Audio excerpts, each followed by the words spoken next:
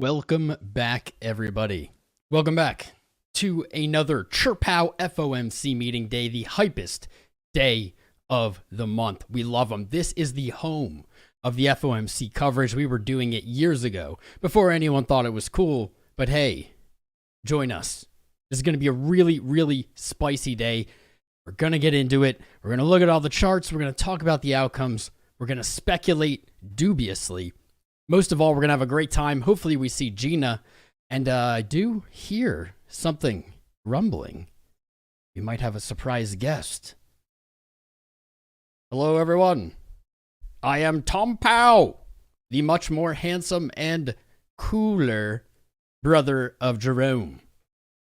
As the super chair of the Fed, I understand the complexity of the current economic situation.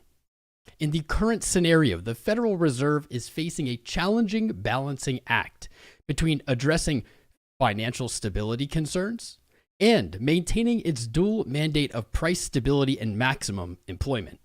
Here is my current 7-point plan of action. Point 1. Careful communication. The Fed wants to convey its concerns and policy intentions to the public and market participants clearly and transparently to avoid unnecessary panic and misinterpretation. Point 2. We will assess the financial stability risks. The Fed Reserve will work closely with regulatory agencies to monitor and assess the risks of financial stability posed by the failing banks. This includes understanding the interconnectedness of the banks within the financial system and identifying potential contagion channels. Point 3, targeted measures. Depending on the severity of the situation, the Federal Reserve could consider targeted measures to support the affected banks, including providing liquidity through discount window lending or other temporary facilities. These measures would aim to prevent a broader banking crisis while minimizing hazard. Point 4, reviewing monetary policy stances given the risk to financial stability and the potential impacts on the real economy. We may reconsider a planned interest hike. A more cautious approach could involve pausing or adjusting the pace of these rate increases while carefully monitoring the evolving situation. At the FOMC, we will want to strike a balance between addressing financial stability concerns while not exacerbating inflationary pressures. Point 5, coordination with fiscal authorities. In this challenging environment, it would be important for us to coordinate closely with fiscal authorities to address potential economic disruptions. Fiscal policy could play a role in supporting affected businesses, households, and as well as ensuring overall stability of the financial system. 6th, monitoring inflation expectations. While we would be concerned about the potential higher points for inflation, it would also closely monitor inflation expectations. If in the long term, inflation expectations remain well anchored, we may have more flexibility in adjusting our policy stance to address the stability risks. And finally, we will evaluate the role of cryptocurrencies. The rise of Bitcoin and other cryptocurrencies is at a hypothetical scenario that is more likely now than it has ever been. The evolving nature of the financial landscape has ushered this in, as we've seen Bitcoin rally over 30% since the beginning of these bank failures. The Reserve would likely continue to study these developments, considering potential implications for financial stability, monetary policy, and the payment system. In summary, we face a delicate balancing act. In this scenario, navigating between financial stability concerns and our dual mandate. We look to minimize the risks of the economy and financial system. I will now be taking questions. Gina, you'll be first. Well, thank you there, Tom Powell. What a great sighting. Great to have him here. If you're watching this in the future, feel free to skip ahead. I'll try to throw some timestamps on. Here's our schedule for today, guys. Whoa, that was my speech. Right on. Right on. The schedule ahead is at 2 p.m. We will do our ceremonious Googling of the interest rate hike, where we all collectively crowdsource the searching so that we can get that interest rate decision in before anyone else sees it. They release these to the public for some reason, or not to the public, to like agencies, journalists, half an hour before CHERPOW speaks. At 2:30, he will be on live, and then he will be taking questions. What's really important today is definitely going to be the forward guidance, not necessarily so much the interest rate hike, though that will be a huge player as well. I gotta pull my speech back up. I had a few more notes on there. Check out crowdanalysis.com and our sponsors, Fair Desk, Market Cipher. Links in the chat and in the video description below. We're doing a big giveaway, $500 giveaway after this live stream when it's over. If you've signed up using my link for Fair Desk, all you have to do, comment on the stream after it's live in a comment, not in the live chat, your user ID. Don't worry, that's not like private information. And we will use a random selector to give away $500. We did $100 last stream. Now we're cranking it up. So today, obviously, is going to be explosive. We've seen Bitcoin make crazy moves already, blasting to a new high, unfortunately, and a little nerve-wracking. Falling short, or at least pausing at 28.8, a very significant resistance. Taking a look at the broader market, we see stock indices are down almost basically 0%, fractions of a percent here. VIX is up roughly the same, and the dollar basically following suit with stocks. Very suspicious. Something tells me we're going to get some insane volatility into this speech. I have a lot more to say about it. Let me get through. So again, really quick, we have 51 minutes until the rate decision is in, and at 2:30, we will have CHERPOW himself speak live. So I do want to refresh our Fed rate monitor tool. Let's see if anything's changed. It does appear as if the probability of a 0 BPS hike has inched up a little bit versus yesterday, but is down significantly versus a week ago when it was the favored outcome. We're seeing about an 85% chance or prediction that we'll get a 25 BPS hike, and this would be in line with what we're expecting. Not a lot of curveballs there. Not a lot of curveballs. So we do have our magical traditional chart, and as soon as the Fed goes live, we will be listening in on that. What we have marked out here is Bitcoin on the top, the dollar or the Dixie index in the middle, and S&P 500 on the bottom. Our horizontal lines is when the interest rate decision is in and when CHERPOW starts speaking, so we're going to be keeping a close eye on this. Mystic Silver Thread and Kohi, thank you for reminding me, guys. Make sure you smash the likes and subscribes. Share this stream out. I want to see full engines engaged in full engines throttle engagement today. Let's get the chat hyping. Let's get YouTube. Let's let them know we're enjoying this stream and that should show it to other people. I'm looking to break some records on this stream, baby. I think this is honestly the most important FOMC meeting that we have ever covered. And again, we've been doing this for years. We have never seen a situation like this. It is not an easy one, and perhaps there's no real perfect answer. It's an F if you do, F if you don't situation. And that can't be sitting comfortably with CHERPOW today. It just can't be. There's just no way. In my opinion, I think we'll see a 25 BPS. We do have a poll going. Vote in the poll. Let me know your thoughts. We'll check that out when we have enough votes. I do think that's what they're going to go for. I'll tell you why I believe that. So Mr. CHERPOW himself spoke in front of Congress about 2 weeks ago, in hand with negative economic data suggesting hotter inflation. This was a really interesting back and forth. There was a lot of emotions, a lot of teeth shown. Does it not? Does it not? But basically, he had told Congress they needed to do a 50 BPS hike. Now, this was literally right before banks started collapsing. Since then, we've seen some crazy stuff like Balajas on Twitter betting $1 million that Bitcoin, or $2 million, that Bitcoin would hit $1 million mark in 90 days.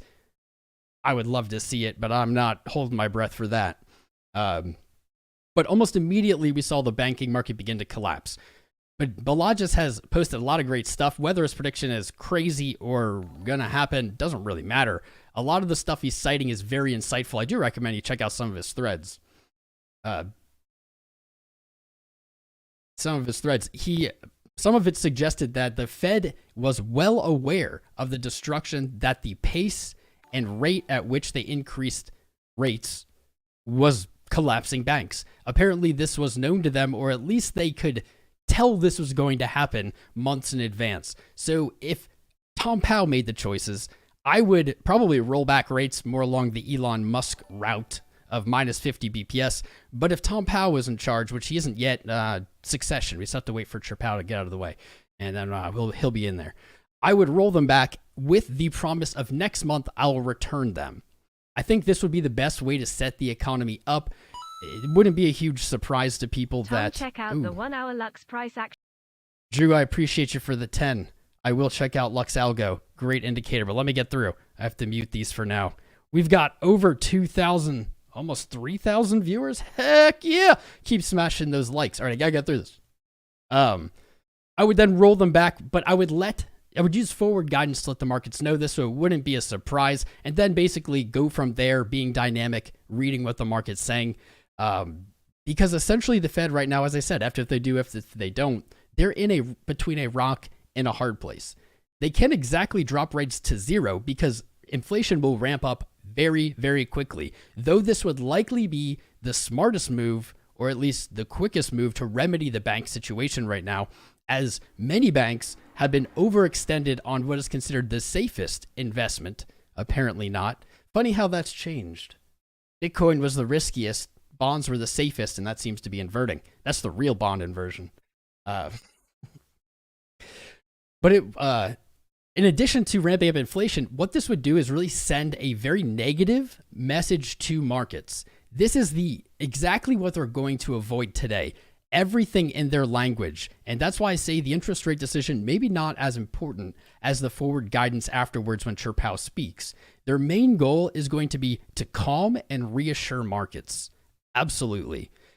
Any kind of weakness, any kind of panic that's communicated by Jerome Powell himself is likely to basically go viral, and we're going to have a whole country freaking out, looking for basically withdrawing from banks, freaking out. And while that might be good for Bitcoin, that's probably a really bad scenario that the Fed is looking to avoid. What they're going to have to do is appear strong. The live speech where forward guidance is delivered is going to be invaluable for sure. I think we can expect dovish language going along with that calming of concerns, reduction of panic. He's going to absolutely have to come off confident, and I believe that's why we're going to see the 25 BPS rate. But then, more importantly, what they're going to do next month, what they're going to do for the rest of the year, what's their plan. You know they're going to get hammered. Hopefully, Gina nails him with some questions. You know they're going to get hammered afterwards. I have no idea how long the questions are going to go. It's going to be spicy. I know we're going to get some fun sound bites. If you follow me on Twitter or watch BitBoy's show, I got DZ and TJ to say CHERPOW today. That was a big W for me. So with large capital withdrawals from banks, where's the money going? We're going to take a look at some of these charts. Basically, we have how many different options? We have Forex or the dollar. We have Bitcoin, stocks, and commodities. Bitcoin clearly up since this banking collapse. I'm not actually sold that that's money coming in, being withdrawn from the banks. At the moment, with Bitcoin dominance rising, I believe that's really kind of the fat of alts being trimmed off and devoured by Bitcoin. We have seen tech stocks do well, and I think where this money is going right now, I think the logical conclusion is commodities, gold and silver. Even I think actually crude was down. That's okay. That's okay. But the dollar showing some weakness here, and so I guess commodities is what it is. There has not been a lot of time for the market to really wrap their brain around this. We're likely to see more movement or flight of capital depending on what happens today, and that's why I am so effing jazzed for today, guys. Let's go. Let's get it. Let's make it hype. I'm so ready. Let's get those likes up all the way. We got to get thousands today. Let me know if you're in the chat. We'll do some chat reading here. I want to look at some charts very briefly. Very, very briefly. And I want to see what's on your guys' minds. Because right now, if you noticed in my whole little speech here, the main goal isn't even necessarily the fiscal policy. It's going to be how the public perceives it and how the market perceives it. So what you guys are experiencing or feeling or thinking, I think is going to be a large factor on what everyone else is, as we are, as a community, very in tune with markets. So into this speech, and this has made me a little bit worried, We did get a rally up to major resistance, 28.8. Oop, that's next. 28.8 seems to be hanging out there into the speech. I think we're seeing a lot, actually. A lot of different markets do something like this, basically move to a major resistance or support. So to sit here, I mean, it's better than it getting hammered off, right? We didn't see it get smashed. That's good. It does follow in line with our slow climb kind of thing we have going on. On the dollar, I do believe we hit a new low versus yesterday. That'd be a new low for the week, a new low for March, not a new low for the year. But basically what I'm looking at is support from early February. That's roughly about where we are on the dollar. We saw 3 days of very strong rallying. This is a bullish consolidation before breaking higher. The dollar does maybe look to be painting a falling wedge, so we might look for that to resolve to the upside. But with a lower low today, depending on what they say, we could see the dollar move down into the 102 area. And if it loses that, I think we see a retest of the yearly low down at 100. That would likely send markets soaring. Gosh, the spice is palpable today. It's palpable. Is it palpable? Can you taste it? I can taste it. The S&P 500, though I don't have the moving average on here, I'm going to add it super quick, lightning quick. Battled with its 200 daily moving average, looked like it rejected. Now it's opened again today. It's above the 200. Stocks, I won't say they're necessarily at super important resistance, but I'll say locally we have a pretty important trend line that we may have rejected from on today's little red candle. I think by the end of the FOMC meeting, we will have a little bit more insight on that. A green close today could show some strength. A red close likely sending this down into new, like monthly lows. We'll say monthly lows. All right. Let's get these back set up. Let me pull up the chat. Ooh, before I pull up the chat, I actually had one more thing that I prepared for you guys. I did some homework for this one. You can tell I'm jazzed. So I did a little homework. I haven't done any homework since college, but I figured I would do some. And what I've done is I have placed the previous interest rate changes on this chart, on Bitcoin's chart. Let me get rid of this. Capture. Oop, nope, wrong one. There we go. Get rid of this so you can see it a little bit clear. And each one of these horizontal lines represents an interest rate change with the BPS change up in the middle here. So we can see basically today marks the 1 year. Now it is 1 year in a few days. March 17th was the first interest rate hike that took us from a 0 interest rate up to now we're at about 4.5 as a terminal rate. Just doing a little dissection of it, that didn't seem to have much effect on the market. However, as they increased 50 BPS in May, we did see the market begin to fall. Bitcoin traded from 40K down to 23 for almost a 50% drop.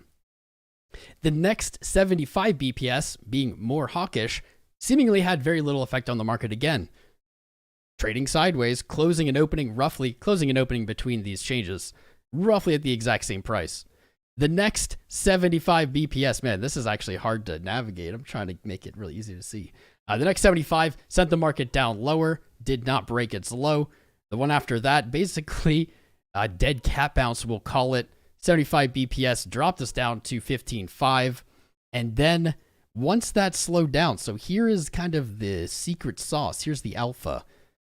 As we went from 75 to 50, maybe it's coincidence. Maybe it's because that's when the year rolled over. I'm going to say it's from the interest rate hikes just because that's the theme today. Bitcoin began climbing. We'll say it opened at this 50 BPS at 17.8 and closed at the next one at 23.8. After the 25 BPS, so that rate came down again, we became more towards the direction of pivot. We went from 23, now at 28.8. So just in this little homework study, in the 1 year they've done this, markets have responded pretty predictably, though we do have, I'll say, maybe one or two decisions that didn't really move the market at all, mostly sideways. What's interesting is the interest rate changes before this. You have to go all the way back, and it's really interesting. Put your tinfoil hats on here. So March today, I'm going to say, is the biggest FOMC, the most important FOMC meeting ever. We started the interest rate changes 1 year ago in March. And then in 2020, in March, we dropped interest rates to 0 during the 2020 March crash, COVID crash, whatever you want to call it, Black Swan event. So it's March, we skipped 2021 for some reason. March 22, March 23. Tell me what you think, chat. What is it with March?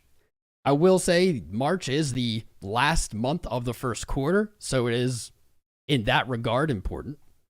I don't know. Is that it? Is that enough? I'm not sure. I pulled up this little thingy here. I got it from MEXC, actually. I logged in and I had this. I thought it was cool. So what it is it's basically just outlining the last 4 plus today. It's showing the announced first estimate. And what we can see here is that the Fed did stick to what they said. Announced versus like actual or whatever, estimated versus actual. They said they were going to do this, and that's what they did. 3.25 to 3.25, 4 to 4, 4.5 to 4.5, 4.75, 4.75. And so what's really cool is they added this BTC fluctuation 5 minutes before the announcement. On September 21, so let's check September, that was the 75 BPS. We saw a 2% move before the announcement, followed by a 4.6% move down after the announcement within 5 minutes. In November, the 75 BPS, 0.13 move before the announcement, 0.92, so kind of a dead nothing there. The last one, or in December, minus 0.45 to minus 1.3, and then February, slightly positive to slightly negative. No real pattern there. It's like up, down, up, I guess. What we can infer just from these last 4, the price more often moves up into them and then sells off after them. That's pretty cool to see this because month after month after month, we have looked at this and we even have found kind of like a trading system around this. We'll go into that later. I do want to warn you guys, these days can be extremely volatile and we do tend to see shorts and longs get stopped out, liquidated, etc. in both directions. So I don't recommend trading today personally.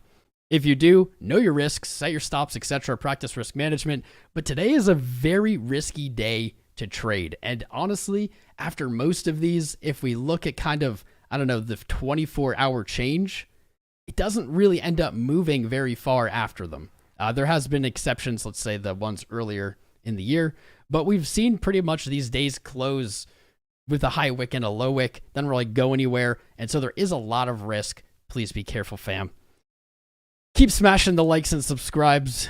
Keep joining. We have Wilson Tajandra, Gary Maki, Gary Taylor, JP, Mike Skitranich, Nimit Panpalia, Esposer1, English with J, Truth1468, Bluff Ironside, Brad Giedel, subscribed along with Carlos A. Rios, John Waraz, Andre Jones, Ricky.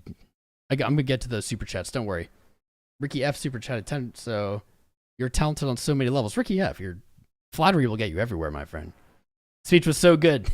Thank you, man. I tried. I put together something today. I was hyped about this. I thought it'd be a hell of a stream, and it's turning out to be, man. I couldn't have ever expected this volatility. Thank you. When a streamer makes you chuckle, you know the next level. You're the man, dude. I appreciate you. Drew Z88 wanted me to look at 1 hour Lux Algo price action. I'll pull it up really quick. Probably we'll have to wait to get into like the hardcore. Which one is it? Signals and overlays. Strong buy, no sell signal. Lux Algo actually is looking pretty confident here. Let's see what it says on price action concepts whenever it loads. Any day now. There we are.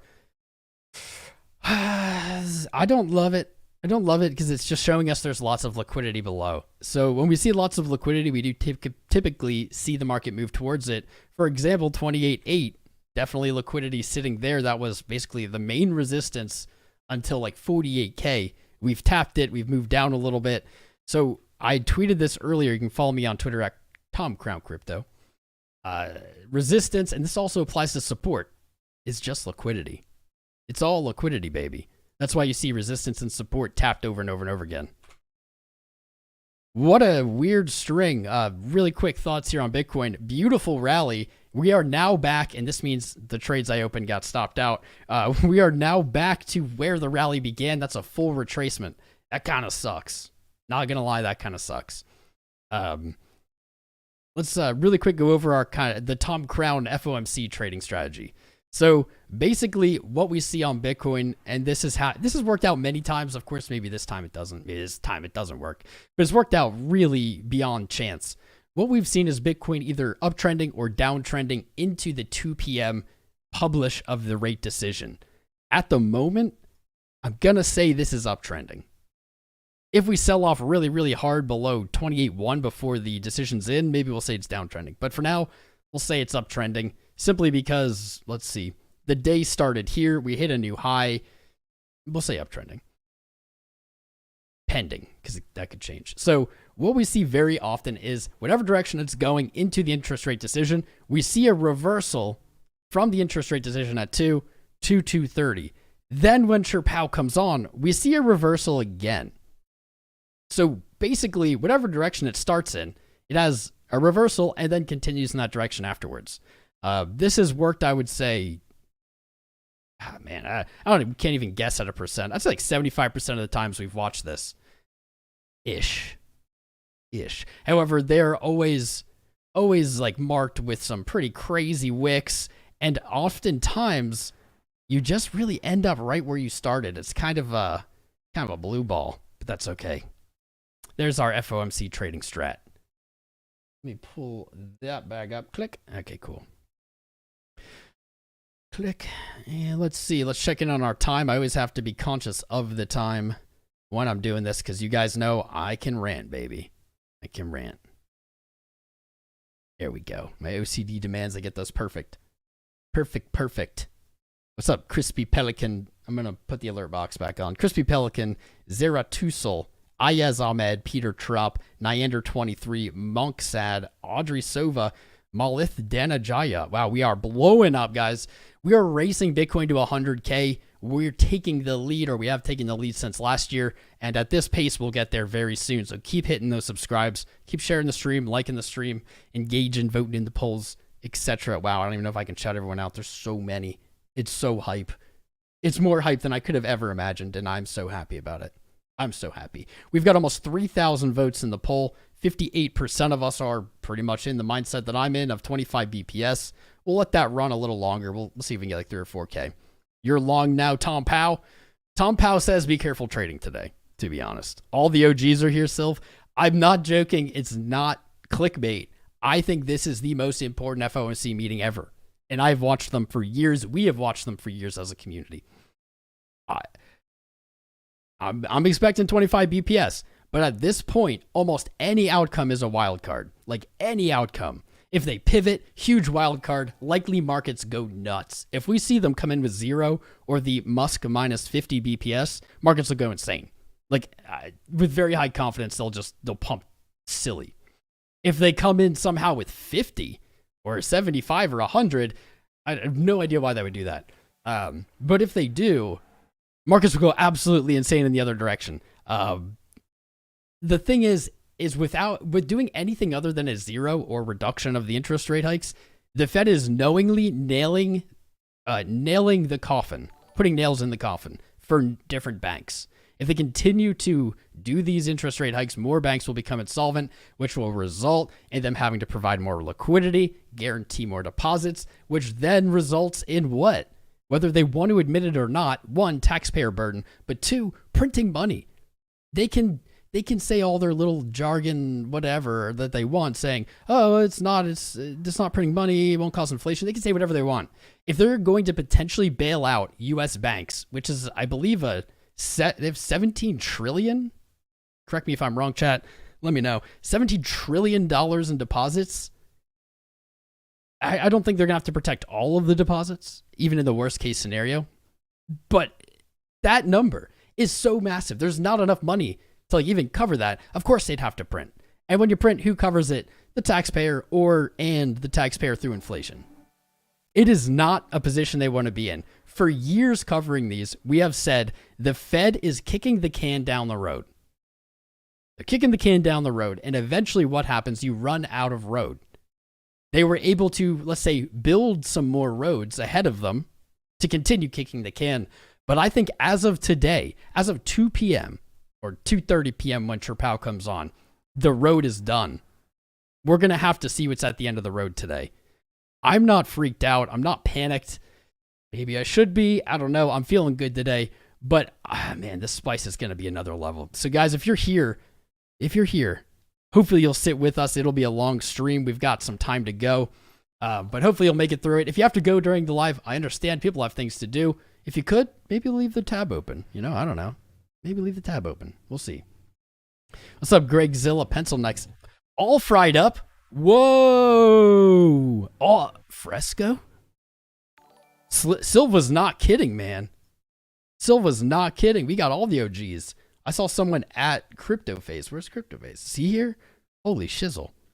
Is this an all-star cast? CryptoFace is here, my dude. Would love to see a full 100 or 75er. Well, that's because CryptoFace loves chaos. I mean, we all love chaos, let's be real. But that would be chaos. If you guys haven't followed CryptoFace, dude is an inspiration to me in trading. He's also the creator of Market Cypher, a supporter of this channel. Great dude. Go subscribe to him. Check his lives. He makes my trades look like little baby trades. Plus, he's a personal close friend of mine. Love the guy. Shout out to CryptoFace. Let's see who else is here. I'm going to go down the list really quick. I do see all the OGs, guys. We've been streaming here live for 4 years, and it's always awesome to see people come back that I haven't seen in years. Like Fresco, great to see you, bro. Wish I had more time to chat with you.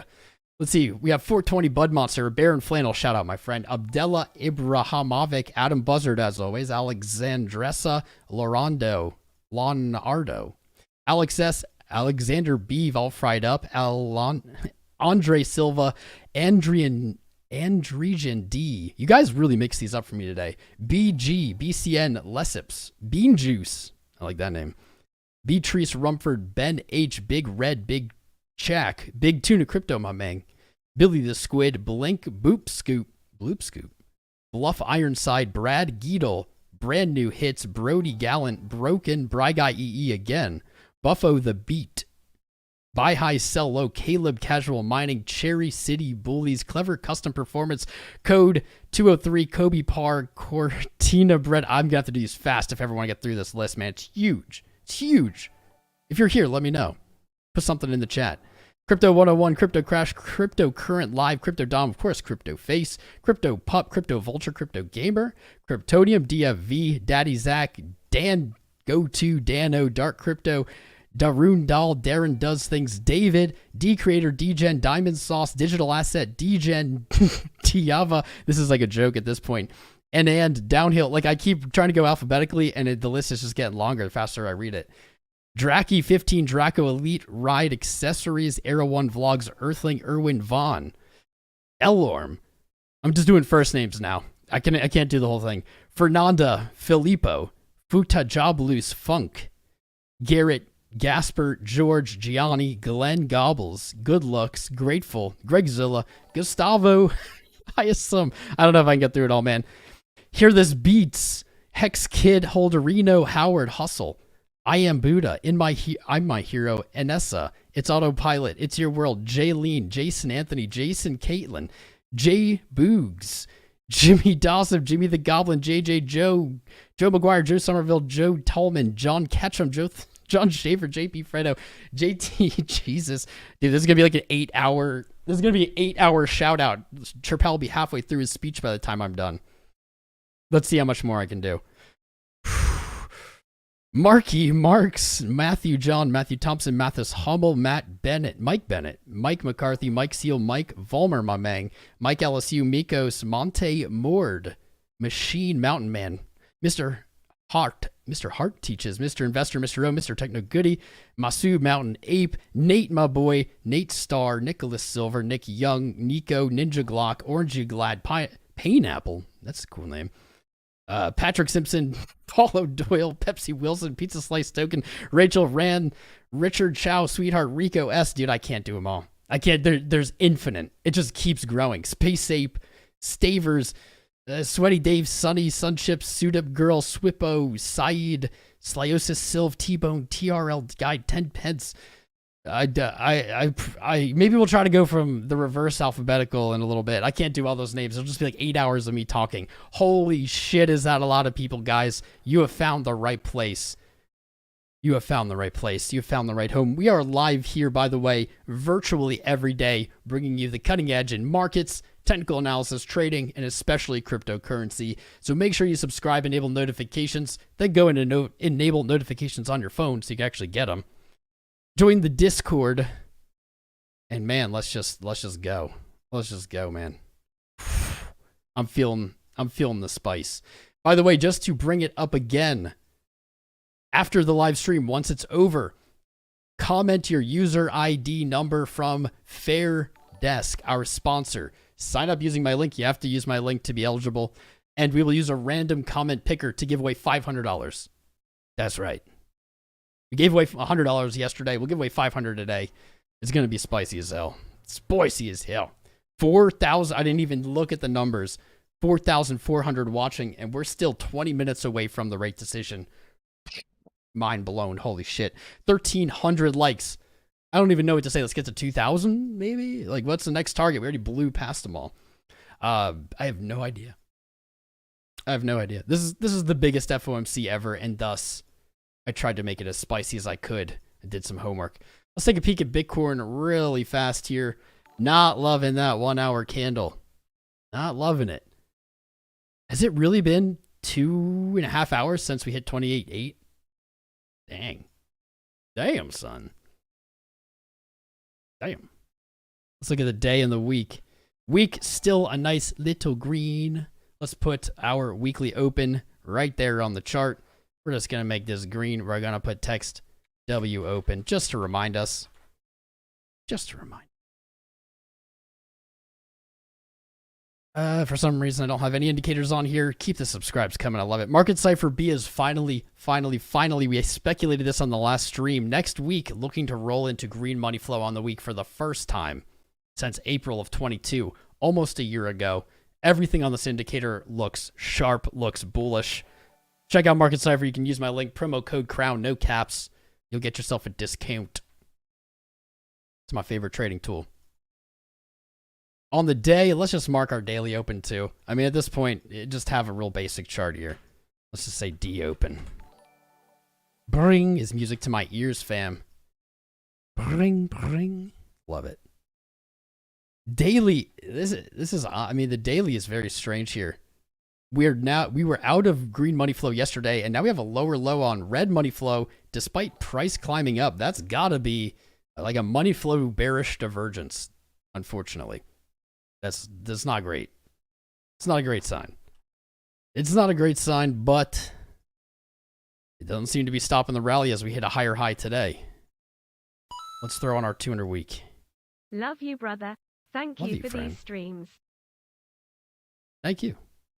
That was a very polite and nice and appreciated comment.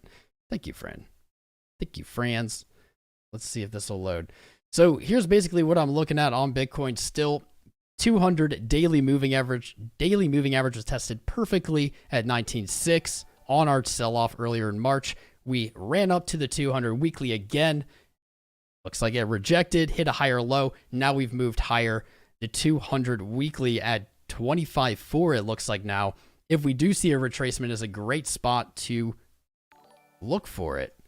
It is just a 382 retracement, which is a pretty shallow retracement. However, if price hits there and bounces, it can be a very, very strong place to bounce. Time will tell. We don't have that yet. What a day. What a day. I might have to like mute that. 12 hour might finally be rolling over. I'll take it. This is a weird money flow. We've been looking at that for a few days. Might finally be rolling over. On the 4, I don't love this. I don't love this. I feel like this exact pattern keeps trapping us, where we see like maybe even the higher low set up like this. We saw that a bunch a week ago. We're having lows, lower highs. I guess that's technically still higher low, but another lower high in a row. VWAP is a little sketchy as it's sideways. I do like this though. Little inverse head and shoulder potential. Oh, he's ready. Andrew's ready, baby. Andrew's ready. Gina. Thank you for the 5, or not the 5, for the broship, my friend. You are my bro. Hopefully we get a Gina sighting. My one and only true love. I will ignore the fact that she's married to a woman. If she ever comes around, I'm here, Gina. I comment on your tweets, Gina. You never like them, Gina. You never like them. Oh, that didn't work. You never like them. She never likes them. It's okay. You can't force love, guys. You can't force love. Wouldn't be right. Wouldn't be love. 4-hour little sketchy here. But money flow is up. Momentum's up. Could be looking like 28.35. Nice 4-hour close back on the 19th. Not a terrible spot to test as support. I don't know, man. I'm too jazzed up for too much TA. The 1-hour higher high on money flow momentum is just rampaging. Poopy poodle pie. Buy high, sell low. Thanks for the 20, man. Poopy poodle pie. That's it's a very deep comment. There's a lot of subtlety and nuance to it. Thank you for that. I'm glad you guys are feeling the energy like I am. It's a day. It's a freaking day. We've been waiting for this all month. I'm ready. You're ready. On the 5-minute, definitely signs of rolling over. Don't love to see that into the FOMC meeting. We see lower highs, lower lows on our green money flow here, suggesting that it wants to at least take a turn or kiss that zero line, maybe even negative money flow. Momentum is trending down, not ideal. The only things I like here that might be saving graces, we do have the market cipher green dot, which describes a local macro, whatever, describes a low. So it is signaling that a low is in and we should look for some kind of bounce. Momentum, if it closes, because apparently this candle is still open, closes in like a minute and 30 seconds. We have the green dot on momentum and VWAP is at 0. So we do have the recipe. We have the recipe for this to pick back up. But man, we're going to have to see a strong close on this 5-minute candle. Whoa, on this 5-minute candle. 1 minute, 20 seconds to go. 1 minute in the red, lower low, but could be rolling over. Got a little uneven butt cheek pattern. I'll take it. I think we're looking for a retracement. I got to stop doing that. I think we're looking for a retracement probably into the speech here. I'm not going to get crazy excited or something, but let's target maybe this 28.5, something like that. You know what? Screw that. Let's just make a box. I'm not feeling the deep TA today. Today is a crazy hype day. I don't want to like spew my hype into the charts. I'm going to try to be as unbiased as possible today. Probably looking for a return here just from what I'm seeing on low time frames. Even if that 5-minute does roll over, it does look like it's going to give us some kind of pressure to the upside.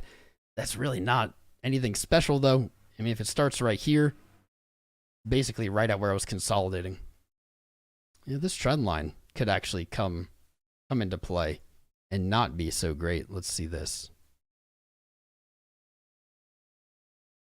How am I going to draw this? Oh, get off the 1 minute. You guys, you need to do a better job of reminding me to get off the 1 minute. I forget. You don't want to be on the 1 minute. Let's cut it like this. There we go. There's a clean trend. There it is. There she blows. Boom, done. Yeah. I mean, what I like about that trend line here is that our 0.5 and 618, our most common retracement levels, really do line up with this, what was support trend. We haven't back tested it. To see it price move up to the back of that trend, then potentially find resistance. So maybe we see this. That would be good. That'd be good. That would look decent.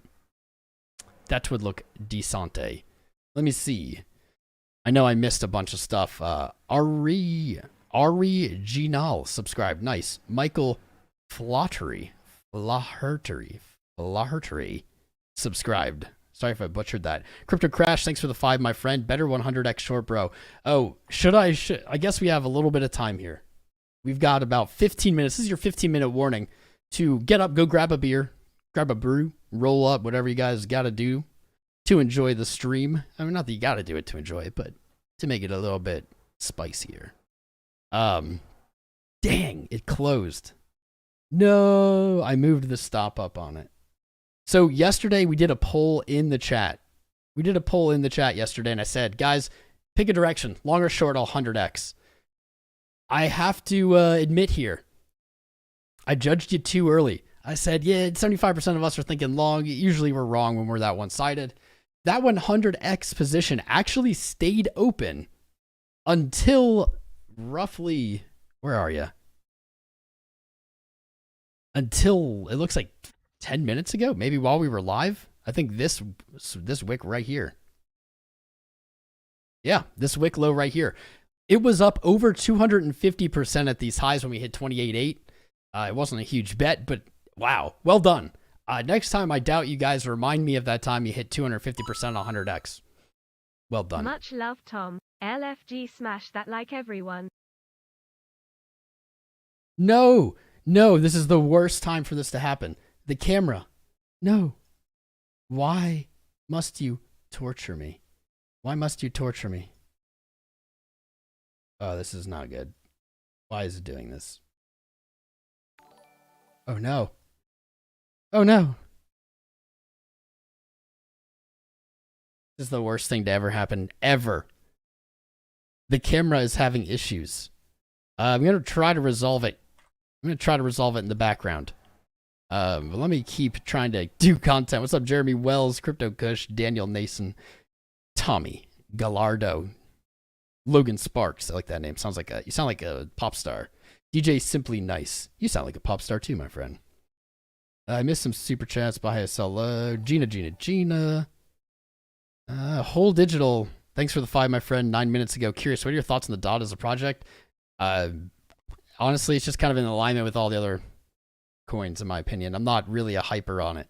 I have some. I own some. I haven't sold it. But I don't really plan on investing more in it. It doesn't fit the decentralized model that I like. Ryan Grady with the 10. Love your brother. Thanks for the streams. Thank you for being here, my friend. While I try to troubleshoot.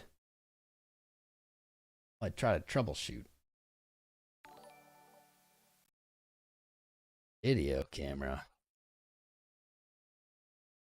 Not looking great. It's not looking great. I'm going to try to turn it off and on. We do have a few minutes. You know, maybe you guys just needed a break from my mug anyway. Ha ha ha. Ha ha ha. Try to unplug it. This has worked in the past. Hope crash everything, which it certainly could. We'll take that risk because today's a risky day. Come on, no whammy, no whammy, no whammy, no whammy.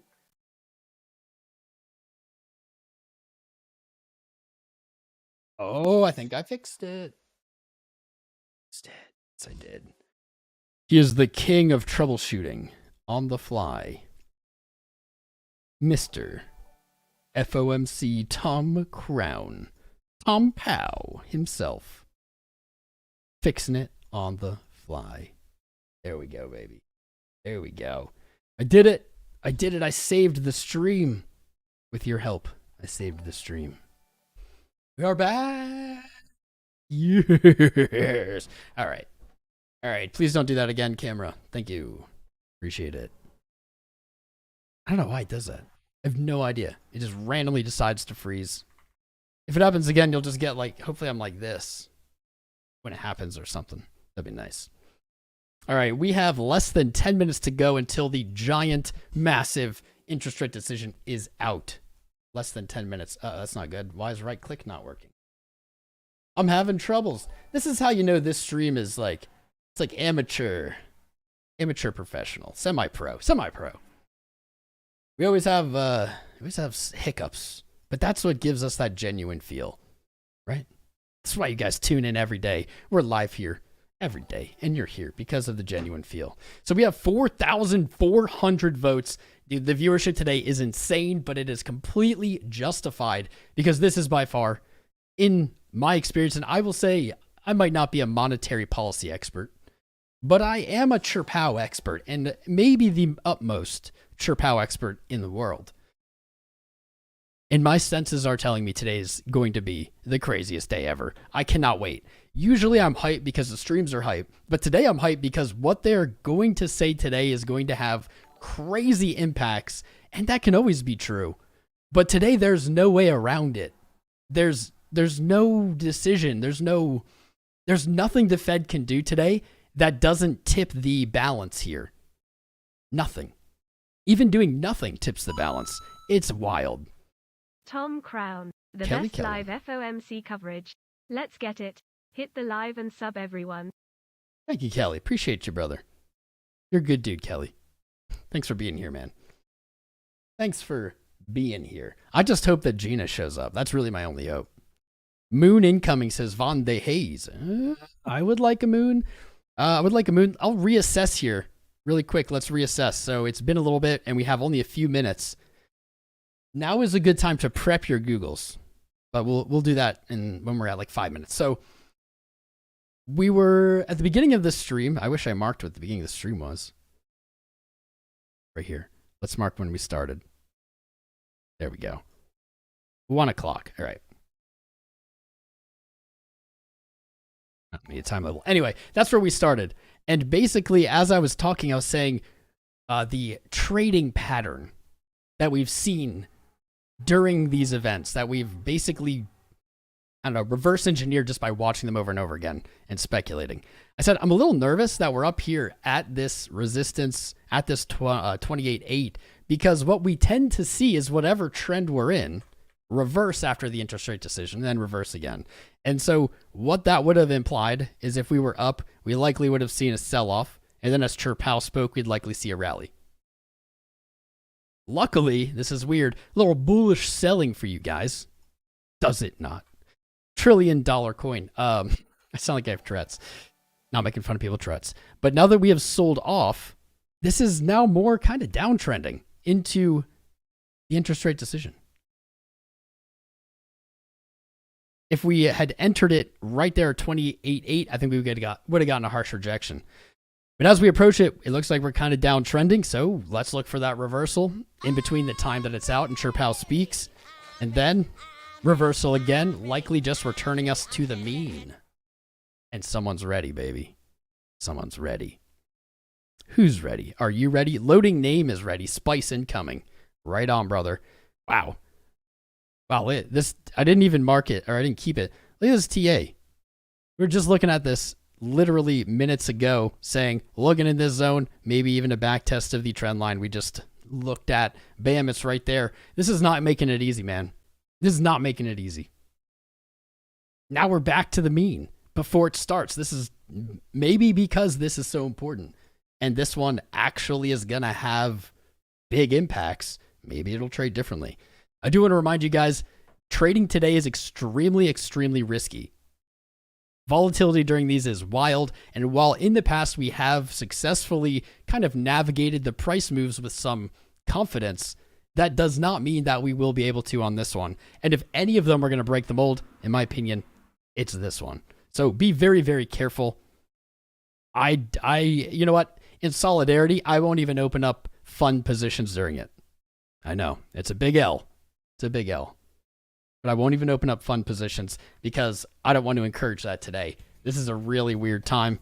I do want to encourage you to sign up with Fairdesk.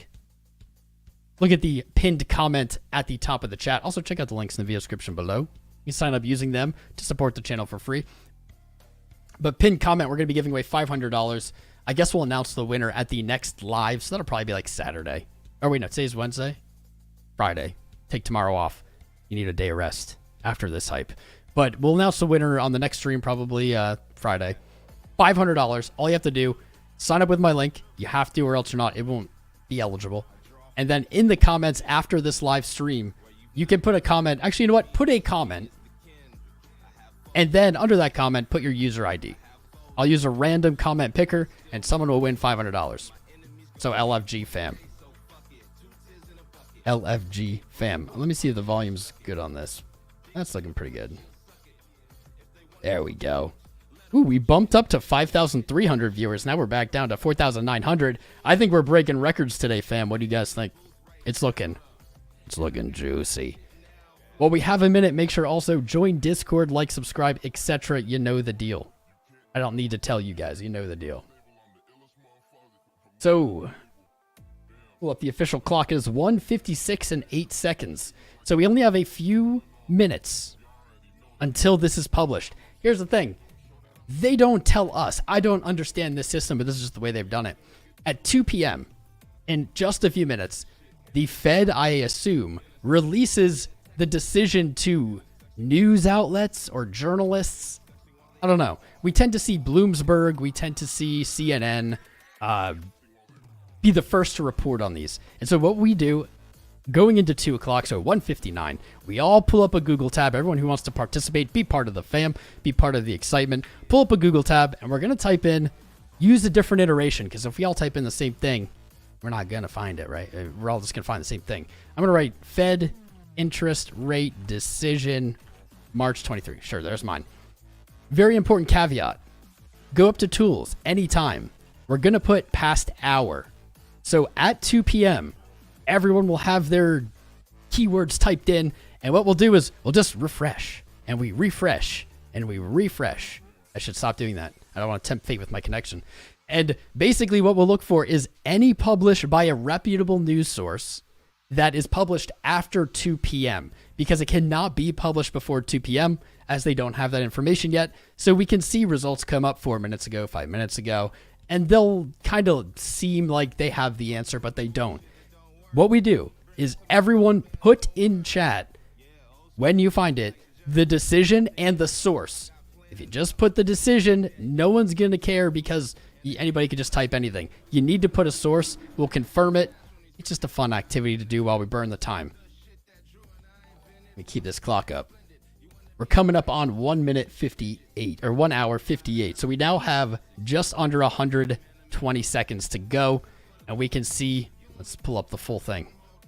We can see down to the 1. We'll get rid of the texts, clean up the charts. Gotta move quick. Gotta move quick. Gotta be quicker than that. Boom. I like it. Wow, Bitcoin going right to the target. Holy shizzle. Boom. Perfect 618 retracement. Let's go. Oh, it's getting spicy. So something's gonna happen. Something's gonna happen. Also, good time probably to say this. Not even just trades, guys, or like leverage or something. Today's extremely risky. It is likely that we're gonna see a bit of a roller coaster of emotions. Not just on the stream, but really, I don't know, maybe globally. As always, if you're feeling, I'm too hyped to even speak. If you're feeling FOMO or fear, take a minute. Try not to act in the moment in the heat of that FOMO or fear.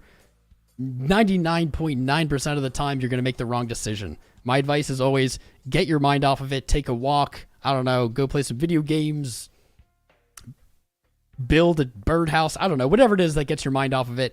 Come back in a relaxed, calm mindset. And if you still have that opinion, if you still are looking to sell or buy or whatever in a panic, then go ahead and fall through with it. Don't do it in the heat of the moment. You'll regret it. All right, we have 30 seconds left. 30 segundos. I'm going to need your help. 15. The countdown begins. 15. FOMO kicking in. You can feel FOMO. As long as you don't act on it, you're okay.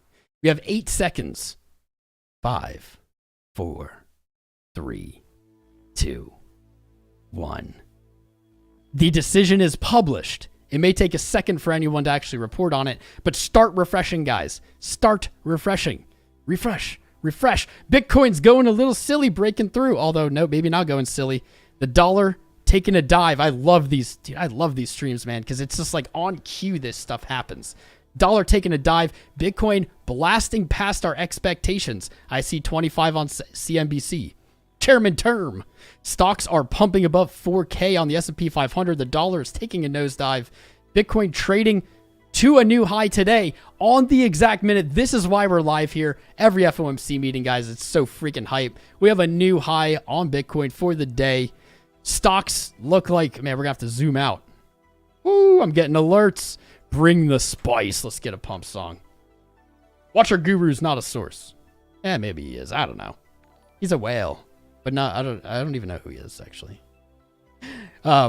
Really frantic narration. The dollar breaking low here, pushing the daily low. As we speculated, you could be looking at 102.5. A break below there that isn't instantly bought up, likely looking to fill in the fair value gap at our yearly low down at 100. I'm going to put one more alert here. Shit is spicing up, fam. Let's get hype. Smash the like buttons. Smash the subscribes. Get hype. Put it in the chat. S&P 500 beastin'. Let's take a look at the day. Well, not so beastin', but up 2.8%. Definitely beastin' on that 1 minute candle. LFG. Let's tweet. Oh, I promised Wendy I would text her with the interest rate decision. I called her earlier. She wanted to let me know that I wasn't missing out.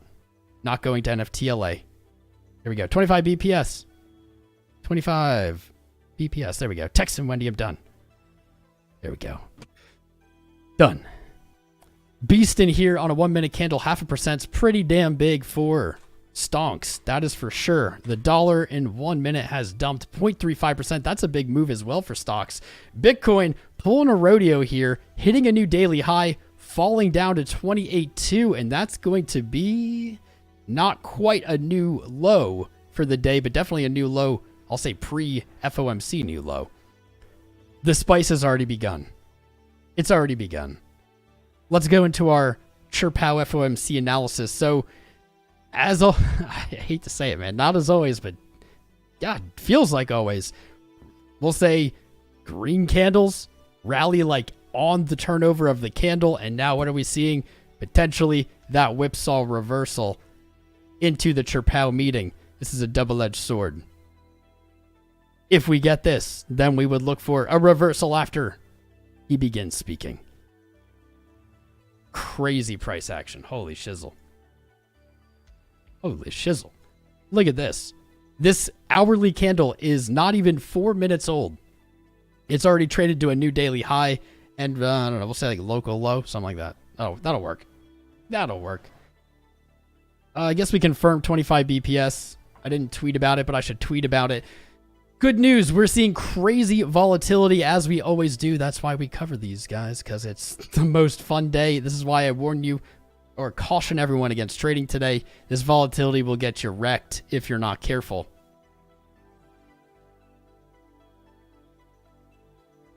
I'm going to tweet 25 BPS and markets go wild. I don't even know if they're going wild. I think they're wildin'. They're pretty wildin'. This is why we cover them, because they're hella spicy. We might be breaking all the records for our stream today. This might be the biggest stream on the biggest FOMC on the channel who invented the FOMC stream.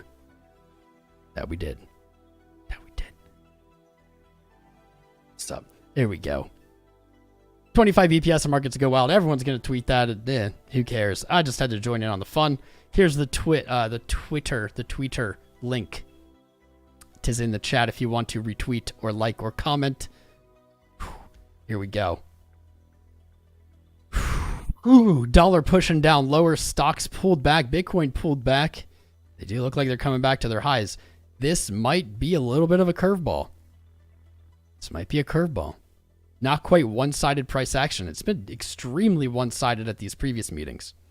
You've seen like really significantly not sideways, like one direction, like post-announcement or post-speech. Very one-directional. At the moment, Bitcoin almost looks like it's completed what we expected it to do throughout the whole meeting, which is move high, move low, and then return to the mean. 28.7, guys. This is freaking wild. The dollar is dumping. It has broken its low. If this is not a liquidity sweep, if we don't see this bought up quickly on the dollar, I think it's going to go look for that fair value gap down at the yearly lows. Ooh, Dixie dumping. Dixie dumping. Let's tweet that too. All caps, Dixie dumping. All right, no more tweeting while we're live. Let's have something real good. Follow me on Twitter, though. Show at TomCrownCrypto. We have just under 25 minutes till CHERPOW goes live. The dollar is dumping. Bitcoin has hit a new high. Retraced. Looking like a whipsaw price action. Hitting a high, back to a low. Now back to the high. I don't even know what to say about this other than we knew this would be spicy. It's not disappointing. It's not disappointing. Even on 1 minute candles, like these are still moves. Holy shit, stocks are taking the lead here, smashing their daily high, probably weekly high here. It's always hard to tell with stocks, man. They move so little, it looks huge. Not quite past its previous lower high at 4,080, but within sights, man. About 1% move to break that previous lower high before it fell below the 200 daily moving average. And that thing is pumping. 0.4% candle in 1 minute, 0.3% candle in the next minute. The dollar losing. Weirdly, last FOMC we had a little disconnect. I think it was the dollar was going up, Bitcoin was going up, and stocks were sideways or something. Typically, we expect the dollar to move in one direction, Bitcoin and stocks to move in the other. Last FOMC, we didn't really see that. It wasn't as clear. And in this one, this is even stranger. Yes, Bitcoin, stocks pumping, dollar dumping, that makes sense. But Bitcoin kind of lagging, stocks pushing higher first. I don't know what to think of this, man. This is wild. I cannot wait till CHERPOW comes on. It was quite a treat to see TOMPOW. He is much more handsome.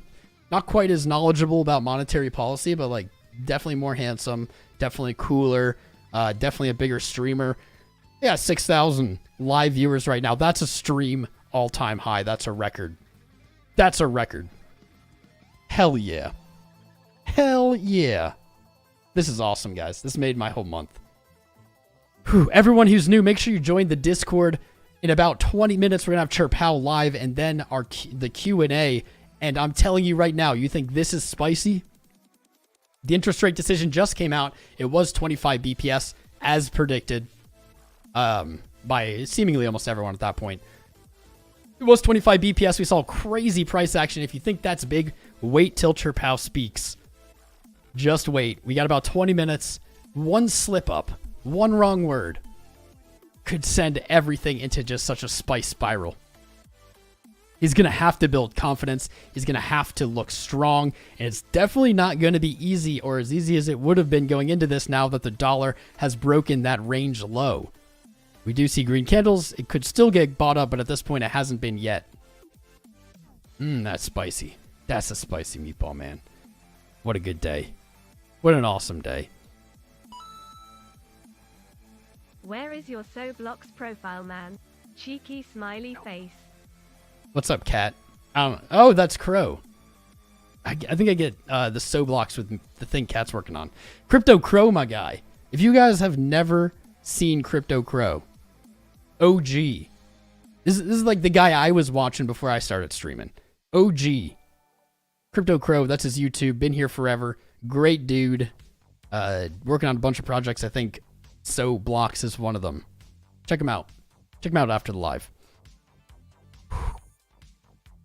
Ooh, what a day. What a effing day. Bitcoin are right back down. My guess is as good as yours at this point, fam. 6K live, let's go. Jerome is my man. It ain't his fault America in this situation. Hashtag free Jerome. Hashtag free Jerome. You guys are killing me today. The comments in chat are awesome. Crypto Face with the 50. I didn't know that was you, bro. Oh my god. Crypto Face and Crow. I'm being like just showered today by my heroes. I'm so glad we have even other creators joining us, guys. Welcome. You're always welcome here, of course. Check out Crypto Crow and Crypto Face after the live. The spice isn't over yet.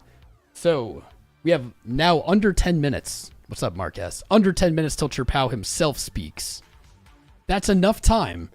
If you missed the beginning of this stream, you can go back and you can watch the breakdown and the very special guest, TOMPOW, give his overview. You have enough time. If you don't want to chance it, you can wait till it's out. Wait till after live. But it's good. I might clip that into a standalone thing. That was hella good. I was proud of myself. I did my homework. Let me pull up the chat. Who else is here? I can't believe, like, we have these big names here, and then we have all fried up who I haven't seen in years, and I'm like equally as stoked to see you, man. It's so good to see you, Fresco. What's up, Terry and Garth, Santoso Development, Skyforge, Woody, Jeremy Tom Ragsdale. Crown is the sexiest YouTube streamer, covering CHERPOW with class and style. 420 likes bar surpassed. LFG. Big times, my friend. Big times, Jeremy. Jeremy, great dude, musician. I think he was on the X Factor Romania. Very talented. Go subscribe to him as well. I think you're still doing lives, aren't you? Yeah. Yeah, he's still doing lives where he takes requests and does some great content. Kind of like a crypto speakeasy. Definitely check him out, guys. Definitely. Check him out after the live. Meanwhile, BitBoy is yelling at an attorney somewhere. DM, really underrated comment there. That's funny as hell. That's really funny. Fun time with the market undertaker. Great comment, Blockstronics. What's up, Woody 10K? Who else is here? Rolling the blunts. Watching the streams. Who rolls the blunts? We roll the blunts. Noise. I love that movie. What's up, Ricky F? Crypto Chef. Monetize Bisert. Rates raised 25 BPS, pretty much as expected by most market participants at this point. We are just minutes away from CHERPOW himself being live. Don't go anywhere. The only thing you can do is you can go grab a brew or roll. If you got to grab your bong, whatever you got to do, you can go grab that. But don't leave the stream. Stay here. The spice is still coming. We are not done. It is less than 10 minutes away. We're following the chart. Is it wrong that you're watching this live stream from your phone and CryptoLaver from your laptop? Not at all, my friend. As long as you're here, you're good. DKeen69 smashing the likes. Heck yeah, man. Amp it up. Dean Putin, 25 BPS is overall billish for 34K. You know, I didn't really digest this yet. I was too hyped. So 25 BPS, what happens? So that continues the slowing down of the rate hikes. We didn't see them accelerate as CHERPOW did suggest to Congress not 2 weeks ago. So that is good in that sense. But what also does it imply? That is a knowing move. That is a move that the Fed has made knowing it will cause more bank insolvencies. That's an interesting move, don't you think? I was siding with probability when I said 25 BPS earlier. You can hear my reason, my rationale, if you go back to the beginning of the stream and watch TOMPOW. But that's knowingly going to take down more banks. That is certainly shouldn't be a decision that's made lightly. The forward guidance, this is why I say don't move, don't go anywhere. The real spice has yet to begin. CHERPOW's forward guidance is going to be so critical. So critical. He needs to maintain confidence with this move, that this move is the right move. And in reality, no move was the right move. The right move had to have been made 10 years ago. 2009 or something.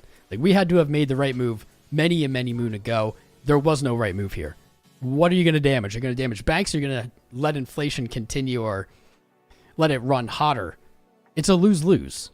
I can't wait to hear what he has to say. His main point's going to have to be just instilling confidence. I keep saying that. But that is so critical. If he slips up, if he says something he doesn't mean, if he uses language he doesn't intend, if he doesn't come off dovish, he could just single-handedly send these markets in a spiral, up or down. It's going to be crazy. It's going to be crazy. We have about 5 minutes. Ooh, by the way. Oh, wait. I got it. That was another one of those. Dean Putin celebrating his first super chat, my friend. Thank you. I have no idea how much money that is. 44, what looks like power lines. But I'm always collecting power lines, so. Alexander DeLarge, yes, you can go to the bathroom. Just have to leave the tab open. Are you fired up? Fired up. Burn, baby. Fire it up. Goliath online. All right, no more StarCraft sounds. Anonymous, subscribed. We'll never know who he is. All in one video. What up, Mang? Freddie Campos, Luna Chance. A name in Russian I can't pronounce. Dejo, Mark S. Sean Regenton, Me Film, Carnish, T-Train, Herbert, Kabagza, Fawaz Al-Turki, Amir Jakai. That sounds like a Jedi name. Darth Clone 202. Let's see, who else subscribed? If you're out there and you haven't subscribed yet, what are you waiting for? What are you waiting for? Now is the time. No time is like the present. Now is the time. What can we do? We don't have much time. I don't want to get distracted. Let's maybe zoom out. We can look at yields here quick. We did identify yields were starting to trend down about March 8th. We're now at the 22nd. We've seen bond yields have come down. No, I'm not convinced that this orange one is correct. There we go. I knew there was an error. That makes a little bit more sense. 1-year bond. So we're still seeing a complete bond inversion. The 10-year yield is the lowest. Above that is the 5-year yield, which is visually okay, yeah. Above it is the 5-year yield just by a hair. The 2-year yield at 4. The 1-year yield at 4.6. I knew that was wrong. But we have seen them begin to come down. And I did notice actually, maybe last night, maybe the night before. No, it was about the 17th. It did look like they were looking for some kind of reversal. I hate to say it, but just you see these chart patterns on even these lines here. And I was wondering if that did suggest we get a 25 BPS, but we're not really seeing them go ballistic. Looks like they kind of just double topped out, hit slightly higher highs, and are turning back down. Bond yields are definitely going to be in focus. These are what bankrupted the banks. Bond yields, the safest investment in the world. U.S. Treasury bond yields is what caused the bank collapse. The bank's collapse. Wild. They told us it would be Bitcoin. And know what's really effed up is all of you in here, all thousands of you in here. Don't you feel it?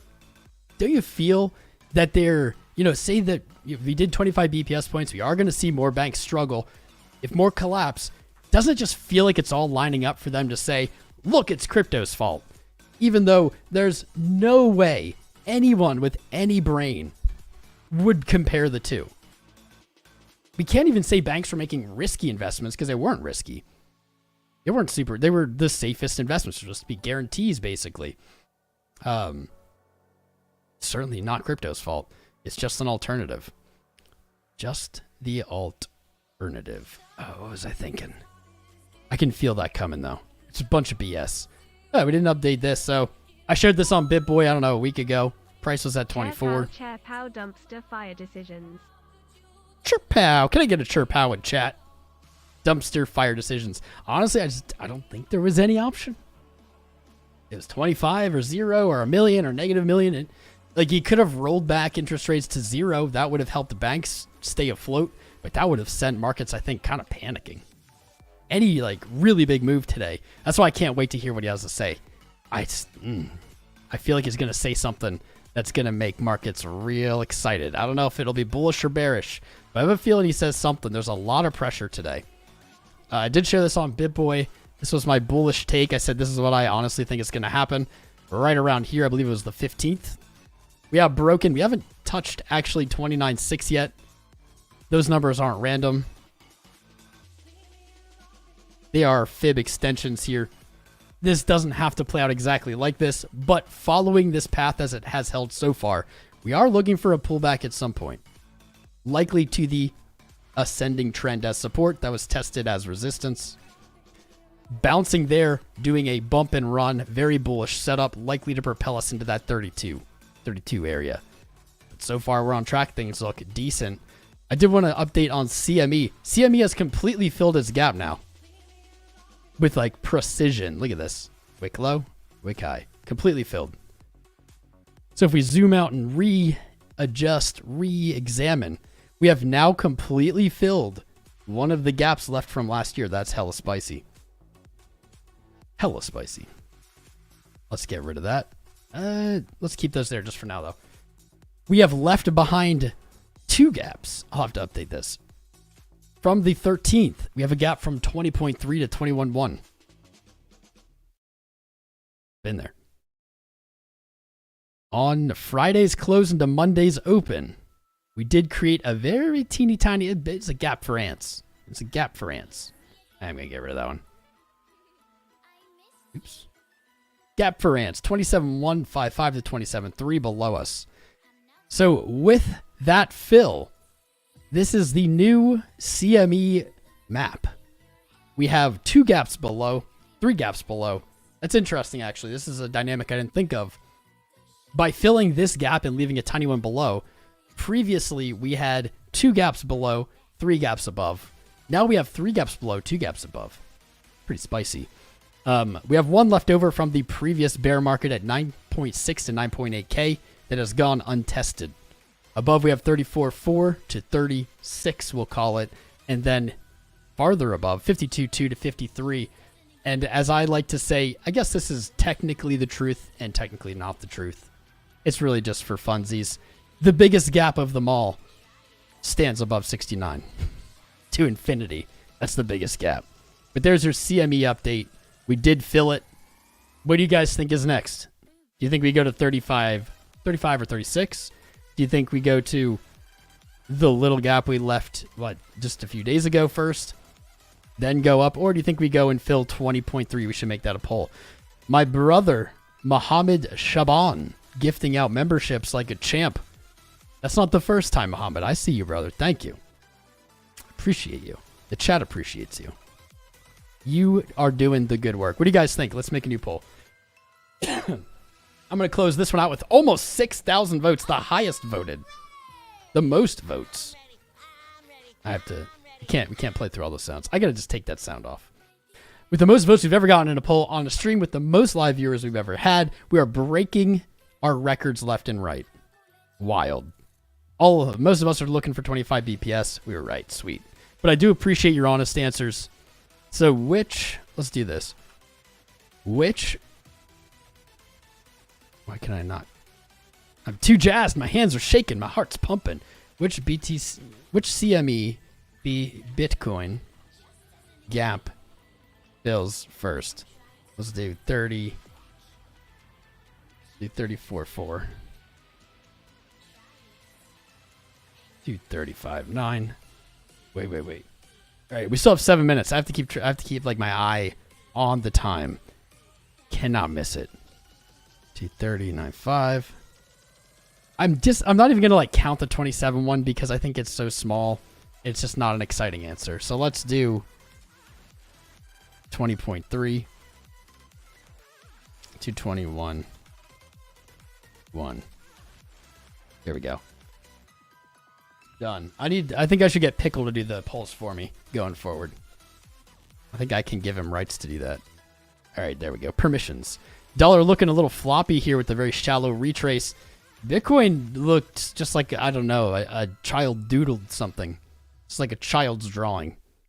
This is on the 1 minute, so please preface that, take everything with a grain of salt. I assume people are going to start saying head and shoulders because we had a high. And now we're under that high. That seems to be the conditions for people to start yelling head and shoulders. You have a high and then any number under that high. Head and shoulders. We can see the dollar and S&P trading very inversely here. Bitcoin, not so much. Look at that. So if we look right here, basically when we got the decision, dollar fell, stocks rallied, little pullback. Dollar fell to a lower low. Stocks went to a higher high. Dollar began retracing a little bit again. Moving back up. Stocks moving back down. But Bitcoin is like the special brother right now. He's just doing it. He's dancing to his own beat. No one really knows what he's dancing to, but we're clapping for him anyway. 400 votes instantly. 55% looking at 34 gap. 45 looking at 20 gap. I don't know. I would prefer not to see the 20 gap ever filled because I don't want to trade below 25 too. I don't want to go back below the 200 weekly. But I don't always get what I want. We are drawing ever closer to CHERPOW with less than 5 minutes. I don't even know what to do, guys. And we are also the Fed. Shut up. To learn more about the You guys Federal aren't the Reserve, Fed. you'll find... They're not the Fed.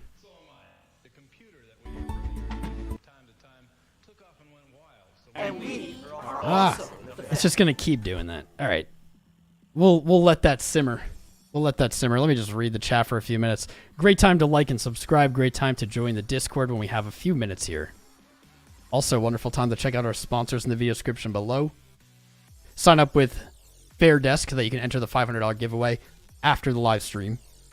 We are the Fed. That's right, Ryan Tuck. We are the Fed. CHERPOW plays guitar. Wouldn't it be funny if they opened to the Fed and it's just CHERPOW sitting there with like a guitar playing Wonderwall? And after all, that'd be chilling. If he wants to chill the markets out, maybe he should take a lesson from our books there. Probably should. What's up, Zakir? I see you. Yvonne, I see you as well. XRP Boss. Woody 10, Wolfman 8, my dude. And a fellow Permable now. Win-Win. Von D. Hayes already shouted you out, but you get another one. V Ranger, UFO Nut, Tom P, Tom Stadler, Theseus himself. How's your ship doing? What's up, Pickle? You're always here. I love you, my friend. The In-Between Teoman, G. Gonan, Subfloor Dweller, Stefan Benebriton, Sodaba, Pretzel TV.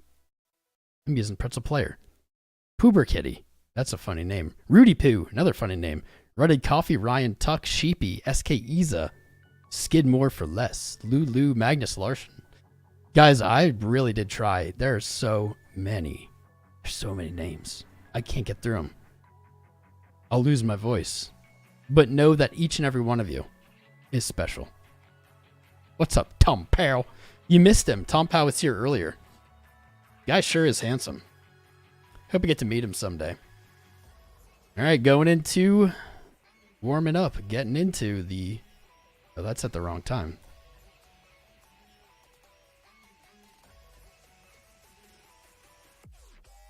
There we go. Getting close. Getting close. Only minutes, seconds left. Segundos left. Until CHERPOW is live. Looks like 2 minutes on the dot, 120 seconds. I don't have enough time to blaze it, but you guys do. Get it in. You're not going to want to miss this. I think that the spice we just saw will pale in comparison to the spice that is about to hit us. Oh, we lost a lot of viewers. I think people tune in for the interest rate decision and then again for CHERPOW. We'll see. You know what? No complaints. This has been record-breaking, awesome stream. We still have thousands of viewers. You guys are amazing. Amazing. And I think the spice has just begun. CHERPOW. Can I get a CHERPOW? Pow, pow, pow, pow. What's up, Harshad Patel? Hey, Tommy boy. Holla, holla, holla. What to do for long or short? I'm not taking a trade today. XRP Allies. You tune in for me? Thank you, my friend. Rocking out with your expletives out. As we do. As we do. Blazing with Bitcoin. If I ever start a podcast, it is absolutely going to be called Blazing with Bitcoin. There won't be any charts. It'll just be... Dude. It'll just be like stoner talk. You're still here, dad jokes? Hell yeah, man. Matt Lane, about to start. I know, we've got seconds. 50 seconds. 50 segundos. Let me see how the audio is. How's this volume? Board of Governors website at federalreserve.gov. Let me know what that volume is. Louder, quieter. Louder, quieter. Yeah, you ever smoke weed out of a Bitcoin? That's a good reference, man. Too low, too low. Louder, louder. All right, this is good. And we are also the Fed. How's that? To learn more about the Federal Reserve, you'll find a wide range of resources on the Board of Governors website at federalreserve.gov. Ta-da. Louder. More volume. All right, so we got the volume checked. It is 2:30. Where are you, CHERPOW? Where are you? Oh. Shut up, everybody. Everybody shut up. It's time. Pow. It's pow time. Everybody shut up. Put a 1 in chat if you hope Gina's here. I'm going to put 1 in chat. Put a 1 for Gina. You want to see a Gina, press 1. If you think does it not? Does it not? If you think does it not, press 2. I'm just burning time while they get up here. Here he is. There he is.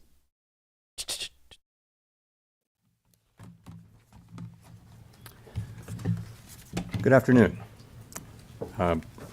Before discussing today's meeting, let me briefly address recent developments in the banking sector. In the past 2 weeks, serious difficulties at a small number of banks have emerged. History has shown that isolated banking problems, if left unaddressed, can undermine confidence in healthy banks and threaten the ability of the banking system as a whole to play its vital role in supporting the savings and credit needs of households and businesses. That is why, in response to these events, the Federal Reserve, working with the Treasury Department and the FDIC, took decisive actions to protect the U.S. economy and to strengthen public confidence in our banking system. These actions demonstrate that all depositors' savings and the banking system are safe. With the support of the Treasury, the Federal Reserve Board created the Bank Term Funding Program to ensure that banks that hold safe and liquid assets can, if needed, borrow reserves against those assets at par. This program, along with our long-standing discount window, is effectively meeting the unusual funding needs that some banks have faced and makes clear that ample liquidity in the system is available. Our banking system is sound and resilient with strong capital and liquidity. We will continue to closely monitor conditions in the banking system and are prepared to use all of our tools as needed to keep it safe and sound. In addition, we are committed to learning the lessons from this episode and to work to prevent events like this from happening again. Turning to the broader economy and monetary policy, inflation remains too high and the labor market continues to be Too very damn tight. high. My colleagues and I understand the hardship that high inflation is causing, and we remain strongly committed to bringing inflation back down to our 2% goal. Price stability is the responsibility of the Federal Reserve. Without price stability, the economy does not work for anyone. In particular, without price stability, we will not achieve a sustained period of strong labor market conditions that benefit all. The U.S. economy slowed significantly last year, with real GDP rising at a below-trend pace of 0.9%. Consumer spending appears to have picked up this quarter, although some of that strength may reflect the effects of swings in the weather across the turn of the year.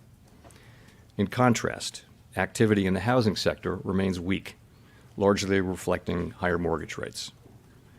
Higher interest rates and slower output growth also appear to be weighing on business fixed investment. Committee participants generally expect subdued growth to continue.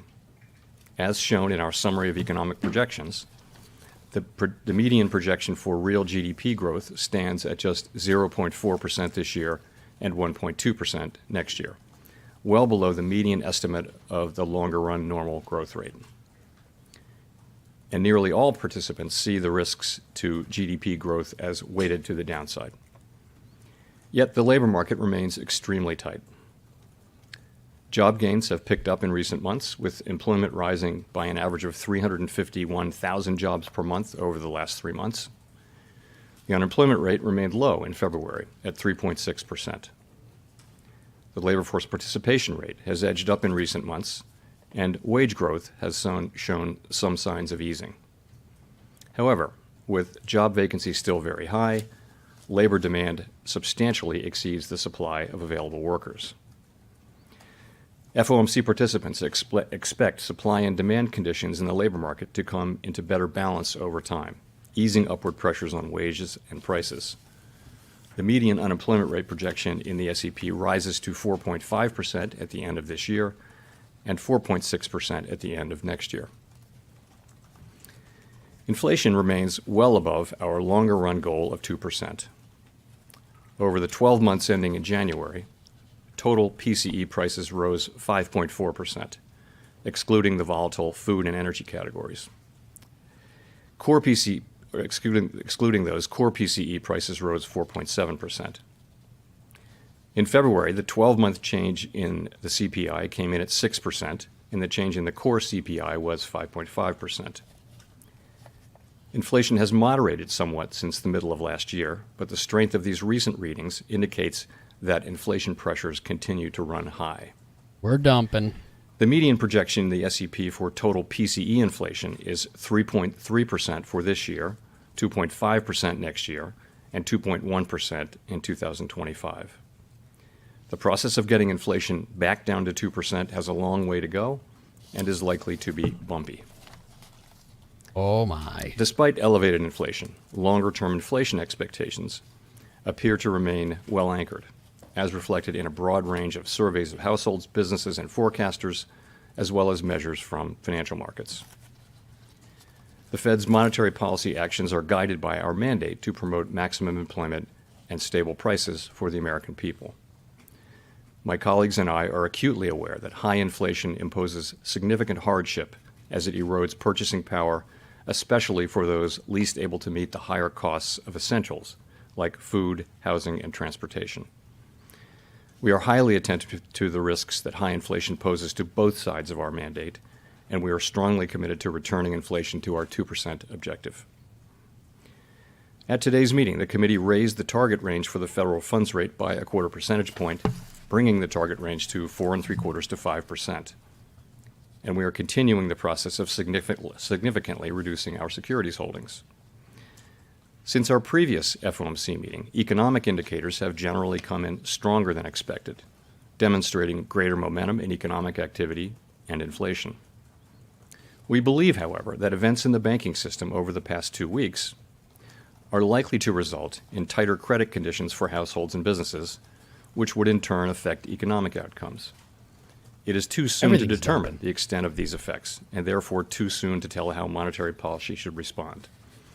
As a result, we no longer state that we anticipate that ongoing rate increases will be appropriate to quell inflation. Instead, we now anticipate that some additional policy firming may be appropriate. We will closely monitor incoming data and carefully assess the actual and expected effects of tighter credit conditions on economic activity, the labor market, and inflation. And our policy decisions will reflect that assessment. In our SEP, each FOMC participant wrote down an appropriate path for the federal funds rate based on what that participant judges to be the most likely scenario going forward. If the economy evolves as projected, the median participant projects that the appropriate level of the federal funds rate will be 5.1% at the end of this year, 4.3% at the end of 2024, and 3.1% at the end of 2025. These are little changed from our December projections, reflecting offsetting factors. These projections are not a committee decision or plan. If the economy does not evolve as projected, the path for policy will adjust as appropriate to foster our maximum employment and price stability goals. We will continue to make our decisions meeting by meeting based on the totality of the incoming data and their implications for the outlook for economic activity and inflation. We remain committed to bringing inflation back down to our 2% goal and to keep longer-term inflation expectations well anchored. Reducing inflation is likely to require a period of below-trend growth and some softening in labor market conditions. Restoring price stability is essential to set the stage for achieving maximum employment and stable prices over the longer run. To conclude, we understand that our actions affect communities, families, and businesses across the country. Everything we do is in service to our public mission. We at the Fed will do everything we can to achieve our maximum employment and price stability goals. Thank you. I look forward to your questions. Oh, wow. Hockey. Here come the questions. Holy shit. Thank you. Colby These Smith with the doomed Financial banks. Times. How confident is the committee that the recent stress that we've seen and you've alluded to is contained at this point, and that deposit flight among mid-sized lenders in particular has ceased? We don't. Thanks. So I guess our view is that the banking system is sound and it's resilient. It's got strong capital and liquidity. We took powerful actions with Treasury and the FDIC, which demonstrate that all depositors' savings are safe and that the banking system is safe. Deposit flows in the banking system have stabilized over the last week. And the last thing I'll say is that we're undertaking a thorough internal review that will identify where we can strengthen supervision and regulation. Okay, just a quick follow-up. I mean, given all of the stress and the uncertainty that you've also alluded to in the statement, how seriously was a pause considered for this meeting? So we did consider that in the days running up to the meeting. I'd hope and so. You see the decision that we made, which I'll say a couple things about. First, it was supported by a very strong consensus, and I'll be happy to explain why. And really it is that the intermeeting data on inflation and the labor market came in stronger than expected, and really before the recent events, we were clearly on track to continue with ongoing rate hikes. In fact, as of a couple of weeks ago, it looked like we'd need to raise rates over the course of the year, more than we'd expected at the time of the SCP in December, the time of the December meeting. We are committed to restoring price stability, their and all faces. of the evidence says that the public has confidence that we will do so, that we'll bring inflation down to 2% over time. It is important that we sustain that confidence with our actions as well as our words. So we also assess, as I mentioned, that the events of the last 2 weeks are likely to result in some tightening of credit conditions for households and businesses, and thereby weigh on demand, on the labor market, and on inflation. Such a tightening in financial conditions would work in the same direction as rate tightening. In principle, as a matter of fact, you can think of it as being the equivalent of a rate hike, or perhaps more than that. Of course, it's not possible to make that assessment today with any precision whatsoever. So our decision was to move ahead with a 25 basis point hike and to change our guidance, as I mentioned, from ongoing hikes to some additional hikes maybe, some policy firming may be appropriate. So going forward, as I mentioned, in assessing the need for further hikes, we'll be focused, as always, on the incoming data and the evolving outlook, and in particular on our assessment of the actual and expected effects of credit tightening. Wow. Drill him, Gina. Get him. Mr. Chairman, can you explain the difference between ongoing rate increases and firming? Does firming imply a rate increase per se, or could policy firm without you increasing rates? Oh, it's firm, baby. No, I think it's meant to refer to our policy rate. Really, I would focus on the words may and some, as opposed to ongoing. So we clearly were, what we were doing there was taking on board trying to reflect the uncertainty about what will happen. I mean, it's possible that this will turn out to have very modest effects. These events will turn out to be very, very modest effects on the economy, in which case, and Sure. inflation will continue to be strong, in which case, the path will might look different. It's also possible that this potential tightening will contribute significant tightening in credit conditions over time, and in principle, if that means that monetary policy may have less work to do. We simply don't know. So. Do you have concerns that the hike you did today could further exacerbate the problem in the banks? Yes. No, I mean, with our monetary policy, we're really focused on macroeconomic outcomes. In particular, we're focused on this potential credit tightening and what can that produce in the way of tighter credit conditions.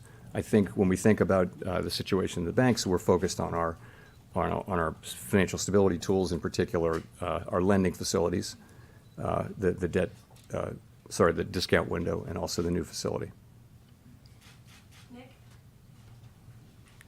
Gina? Please, Gina. Not Nick. No Nick, just Gina. Nick Timmeros of the Wall Street Journal. Chair Powell, in your testimony 2 weeks ago, you had indicated you thought the terminal rate would be higher. Obviously, that was before the stress in the banking sector.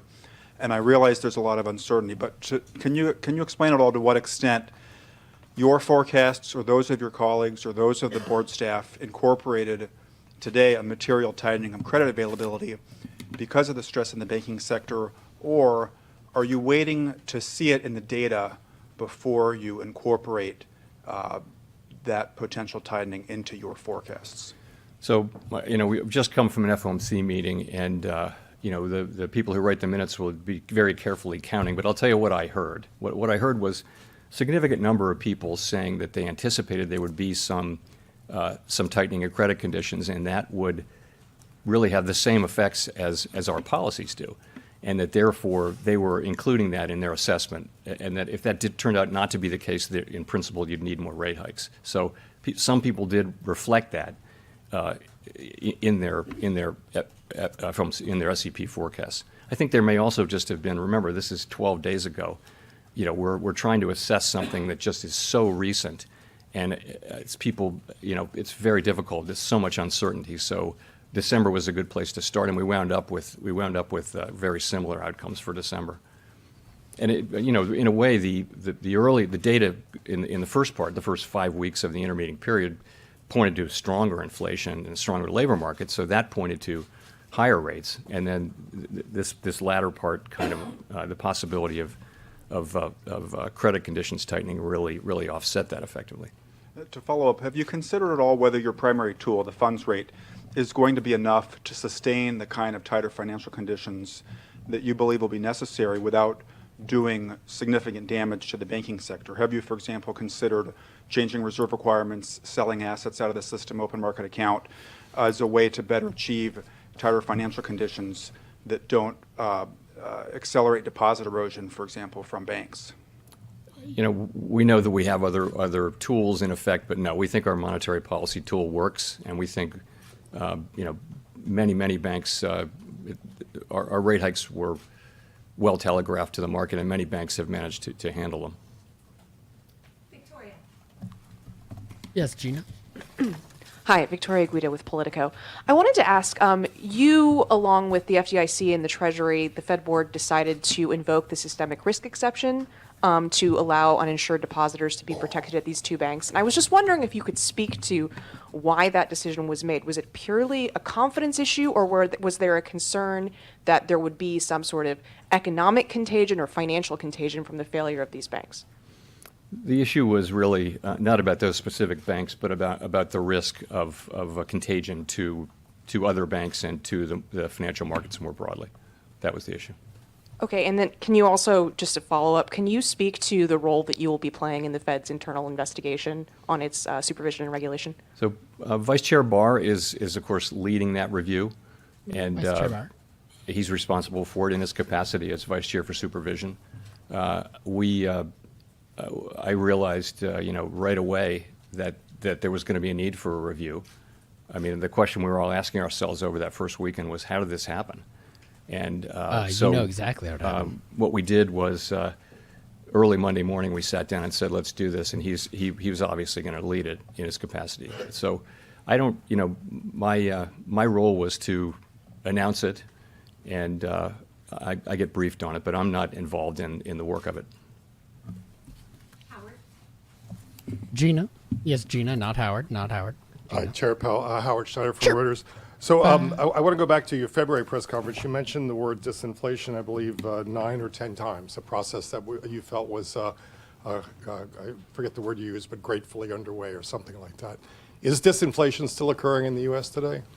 Yes, I mean, what actually happened, Howard, was I got the question 12 times. So maybe it's a feature, not a bug. But But yeah, absolutely the same. The story is intact. So it's really three parts, right? Goods inflation's been coming down now for 6 months.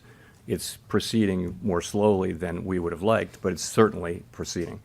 Housing services is really a matter of time passing. We continue to see the new leases being signed at much lower levels of inflation. So that's 44% of the core PCE index, where you've got a story that's ongoing. Where we didn't have in February, and we still don't have now, is a sign of progress in the non-housing services sector, and that is, you know, that's just something that will have to come through softening demand, and perhaps some softening in labor market conditions. We don't see that yet, and that's of course 56% of the index. So the story is pretty much the same. I will say that the inflation data that we got, to your point, really pointed to stronger inflation. If I could follow up on that, I was curious why you don't see more coming from the credit crunch, because it seems to me that's something that you'd actually welcome to a degree and expect. And are you not seeing more coming from that because you don't know, or because you just don't want to have another round of wishful thinking? So it's really just a question of not knowing at this point. There's a great deal of literature on the connection between tighter credit conditions, economic activity, hiring, and inflation. Very large body of literature. The question is, how significant will this credit tightening be, and how sustained will it be? That's the issue, and we don't really see it yet. It's so people are making estimates. You know, people are publishing estimates, and it's very kind of rule of thumb guesswork almost at this point. But we think it's potentially quite real, and that argues for, you know, being alert as we go forward, as we think about further rate hikes. For us, we'll be paying attention to the actual and expected effects from that. Holy. Gina! Everybody shut up. It's Gina. Shut your mouth. Hi, Chair Powell. Gina Smilek from the New York Times. Thank you for taking our questions. I wonder if you could talk a little bit, I know that you've got your internal review coming, but I wonder if you could talk a little bit about what you think happened with oversight at Silicon Valley Bank and whether this suggests that something about regulation and supervision needs to actually change going forward. And I wonder, how can the American people have confidence that there aren't other weaknesses out there in the banking system, given that this one got missed, as you noted? So let me say what I think happened, and Great then I'll question. come to Beautiful, brilliant the questions around as always. supervision. So at a basic level, Silicon Valley Bank management failed badly. They grew the bank very quickly. They exposed the bank to significant liquidity risk and interest rate risk, didn't hedge that risk. We now know that supervisors saw these risks and intervened. We know that the public saw all this. We know that SVB experienced an unprecedentedly rapid and massive bank run. So this is a very large group of connected depositors, concentrated group of connected depositors, and a very, very fast run, faster than the historical record would suggest. So as for us, so for our part, we're doing a review of supervision and regulation. My only interest is that we identify what went wrong here. How did this happen is the question. What went wrong? Try to find that. We will find that. And then make an assessment of what are the right policies to put in place so that it doesn't happen again, and then implement those policies. It would be inappropriate for me at this stage to offer my views on what the answers might be. I simply can't do that. Vice Chair Barr is leading this, and I think he's testifying next week. So, but that will be up to him. So that's really where it is. The review is going to be thorough and transparent. It is clear, to your last question, it's clear that we do need to strengthen supervision and regulation. And I assume that there will be recommendations coming out of the report, and I plan on supporting them and supporting their implementation. Sorry, and the final point, can we feel confident that these weaknesses don't exist elsewhere, given that they got missed at this bank? These are not weaknesses that are at all broadly through the banking system. This was a bank that was an outlier in terms of both its percentage of uninsured deposits and in terms of its holdings of duration risk. And again, supervisors did get in there, and they were, as you know, obviously, they were on this issue, but nonetheless, this still happened. And so that's really the nature of the review. Is to discover that. Back to Gina, actually. Michael She had the McKee best from question. Bloomberg Radio and Television. You've been very consistent in saying that the Fed would be raising interest rates and then holding them there for quite some time. Following today's decision, the markets have now priced in one more increase in May, and then every meeting the rest of this year, they're pricing in rate cuts. Are they getting this totally wrong from the Fed, or is there something different about the way you're looking at it, given that you're now thinking that moves might be appropriate as opposed to ongoing? So we published an SEP today, as you will have seen, and it shows that basically participants expect relatively slow growth, a gradual rebalancing of supply and demand in the labor market, with inflation moving down gradually. In that most likely case, if that happens, participants don't see rate cuts this year. They just don't. I would just say, as always, the path of the economy is uncertain, and policy is going to reflect what actually happens rather than what we write down in the SEP. But that's not our baseline expectation. Well, if I could follow up and ask, as you look forward into the rest of the year here, are you saying that what you see and the 5.1% basically consensus is based on it will be sufficiently restrictive, or is it leavened by the idea of you don't know what's going to happen? In other words, what should people think about in terms of how the Fed thinks about how far it is from the terminal? It's going to depend. Remember, we're looking, for purposes of our monetary policy tool, we're looking at what's happening among the banks and asking, is there going to be some tightening in credit conditions? And then we're thinking about that as effectively doing the same thing that rate hikes do. So in a way, that substitutes for rate hikes. So the key is we have to have policies got to be tight enough to bring inflation down to 2% over time. It doesn't all have to come from rate hikes. It can come from tighter credit conditions. So that we're looking at, and it's highly uncertain how long this situation will be sustained or how significant any of those effects would be. So we're just going to have to watch. In the meantime, and obviously at the end of the day, we will do enough to bring inflation down to 2%. No one should doubt that. Go to Rachel Siegel. I want to doubt it.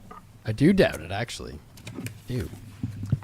Hi, Chair Powell. Rachel Siegel from the Washington Post. Thank you for taking our questions. I know we've talked a bit about how Silicon Valley Bank was unique to a certain sector of the economy, but there's also growing concern that there are financial stability risks from the commercial real estate market and loans that will begin to roll over later this year and next, and that smaller regional banks also disproportionately hold those loans. Is there a risk that could mimic the kind of what we saw with SVB to banks that disproportionately are focused in commercial real estate? So, we've well aware of the concentrations people have in commercial real estate. I really don't think it's comparable to this. The banking system is strong, it is sound, it is resilient, it's well capitalized, and I really don't see that as at all analogous to this. And one other question, would you be open to an independent investigation separate from the Fed's probe? No. I welcome. It's 100% certainty that there will be independent investigations and outside investigations and all that. So we welcome, when a bank fails their investigations, and of course, we welcome that. Good. Edward. Thank you, Mr. Chairman. Edward Lawrence from Fox Business. Inflation has been rather sticky, so do you need help from the fiscal side to get inflation down faster? We don't assume that. We don't give advice to the fiscal authorities, and we assume that I love CHERPOW. we take fiscal policy as it comes to our front door, stick it in our model along with a million other things, and we have responsibility for price stability. The Federal Reserve has responsibility for that, and nothing is going to change that. So we will get inflation down to 2% in time. And if I can follow on that, but they're working, the spending that's happened is working against what you are doing, right? So it's prolonging inflation? If you have to look at the impulse from spending, because spending was, of course, tremendously high during the pandemic, and then as the pandemic programs rolled off, spending actually came down. So the sort of fiscal impulse is actually not what's driving inflation right now. It was at the beginning, perhaps, part of what was driving inflation, but that's not really the story now. Let's go to Neil Irwin. Hi, Chair Powell. Neil Irwin with Axios. Two questions about aspects of the government's response on Silicon Valley Bank 2 weekends ago. First, why is this new bank funding facility done under Emergency 13.3 authority as opposed to expansion of the discount window, changing the terms of the discount window that's been around a long time? And second, can you discuss the Fed's role in the FDIC guarantee of uninsured depositors and why there's $143 billion on your balance sheet last week supporting that deposit guarantee? Sure. So 13.3 seemed like the right, we have a little more flexibility under Section 13.3. We've done quite a lot under the discount window as well. We needed to do a special facility that was designed a certain way, so we did it under 13.3. Really no magic to that. It's only available in unusual and exigent circumstances, and it has to meet certain requirements, but it seemed to be the right place. So with the FDIC, we're lending to the, in effect, we're lending to the bridge bank.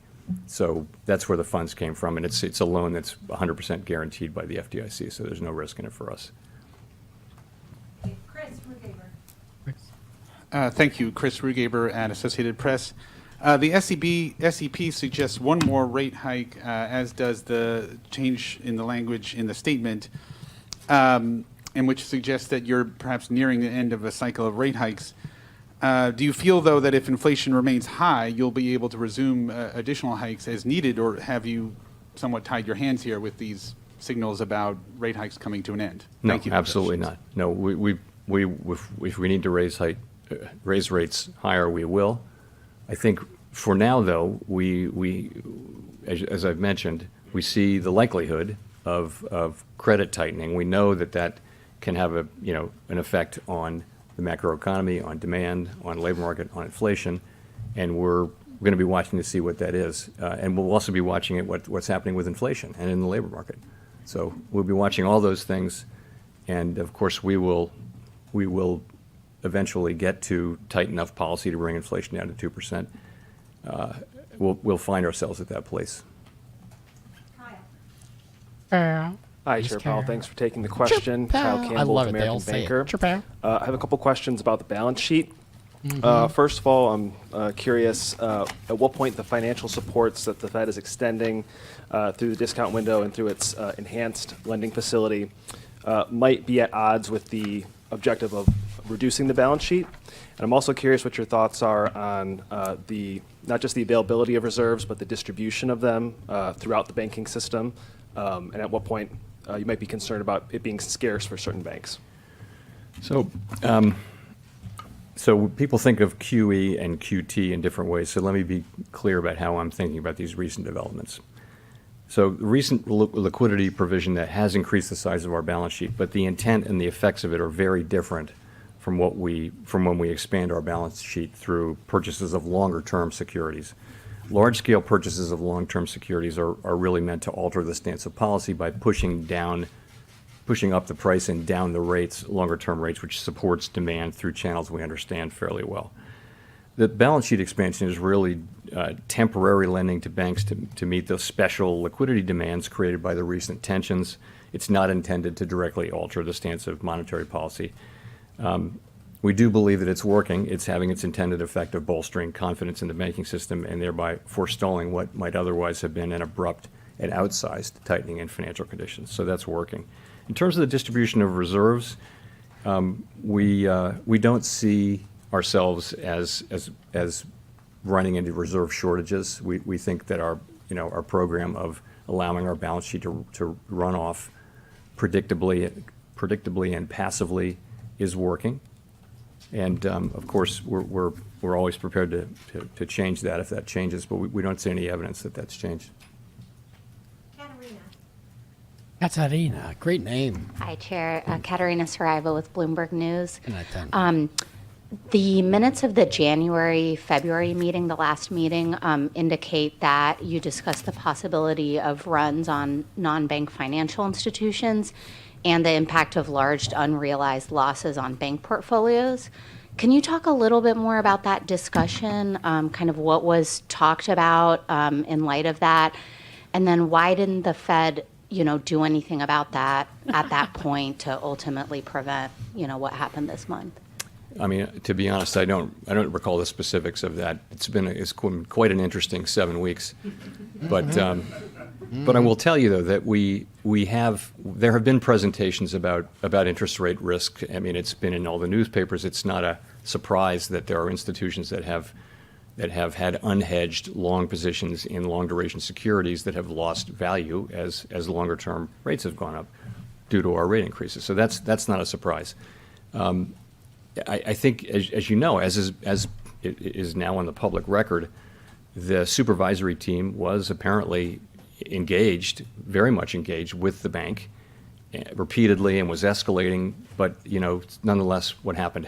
And so that's really the purpose of one way to think about the review that Vice Chair Barr is conducting, is to try to understand how that happened and try to understand how we can do better and what policies we need to change. I mean, one thing is the speed of I'll come back to that, the speed of the run. It's very different from what we've seen in the past, and it does kind of suggest that there's a need for possible regulatory and supervisory changes, just because supervision and regulation need to keep up with what's happening in the world.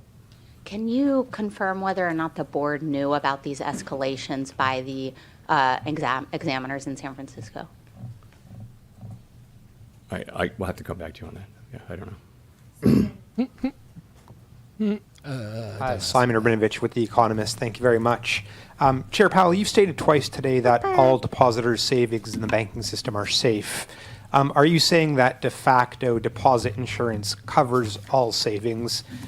Shouldn't Congress have a say in that?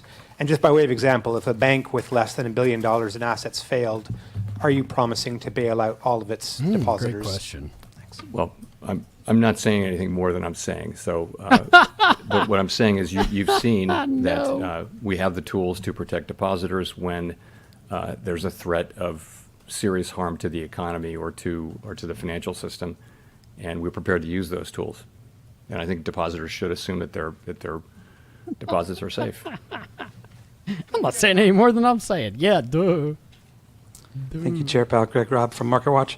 I was wondering if you could give us a little bit more color. You gave just a little bit of color. You said during the first week of the Silicon Valley weekend, you said the question you guys asked was, how did this happen when you saw Silicon Valley Bank? So I was wondering if you could go to the Credit Suisse merger. I mean, wasn't that the big gorilla in the room? Didn't you breathe a sigh of relief when that merger happened? Thanks. Suisse? Sure. So, that was really the Swiss government. We, of course, were following it over the course of the weekend, and we were engaged with their authorities in the way that you would expect, all the ways that you would expect. It seems to have been a positive outcome in the sense that the transaction was agreed to, and it has been, the markets have accepted it, and it seems to have gone well, and I think there was a concern that it might not go well. So coming into the middle of this week, yes, I would say that has gone well so far. Nicole. Hi, thank you, Chair Powell. Nicole Goodkind with CNN Business. Hi. In the summary of economic projections, the FOMC sees the unemployment rate increasing to 4.5% this year. I'm wondering how you anticipate preventing this from snowballing while using the admittedly blunt tools at your disposal. So that's an estimate of what will happen as demand slows and as conditions soften in the labor market. And it's a highly uncertain estimate. And there's really, we have to bring inflation down to 2%. The costs of bringing it down, there are real costs to bring it down to 2%, but the costs of failing are much higher. And if you read your history, as I'm sure you have, you can see that if the central bank doesn't get inflation back in place, make sure that inflation expectations remain anchored, you can have a long series of years where inflation is high and volatile, and it's hard to invest capital. It's hard for an economy to perform well, and we're looking to avoid that, and and to get back to where we need to be, back to where we were for a quarter century, and get there as quickly as we can. But I guess the question is, historically, it's hard to... Mr. Mike, please. What? Yes, sir. Historically, it's been hard to contain unemployment, and the question is, do you worry about some sort of snowball effect, and how do you factor that into your projections and your thoughts? It depends on whether so recessions tend to be nonlinear, and so they're very hard to model. The models all work in a kind of linear way. If you have more of this, you get more of that. But when a recession happens, the reactions tend to be nonlinear, and that's so we don't know whether that'll happen this time. We don't know. If so, we don't know how significant it will be. And so, we're very focused on getting inflation down, because we know in the longer run that is the thing that will most benefit the people we serve. That's how we can have we've had very strong labor markets through these long expansions that we've had.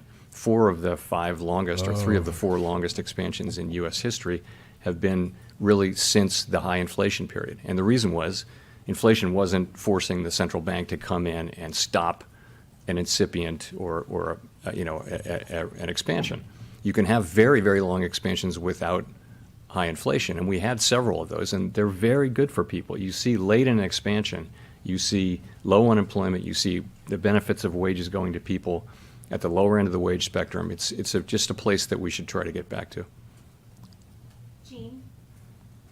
Gina, yes. Hi, Chair Powell. Jean Young with Market News. I just wanted to ask, with all the events of the past 2 weeks, do you still see a possibility of a soft landing for the U.S. economy? It's too early to say really whether these events have had much of an effect. It's hard for me to see how they would have helped the possibility, but I guess I would just say it's too early to say whether there really have been changes in that. The question will be how long this period is sustained. The longer it's sustained, then the greater will be the likely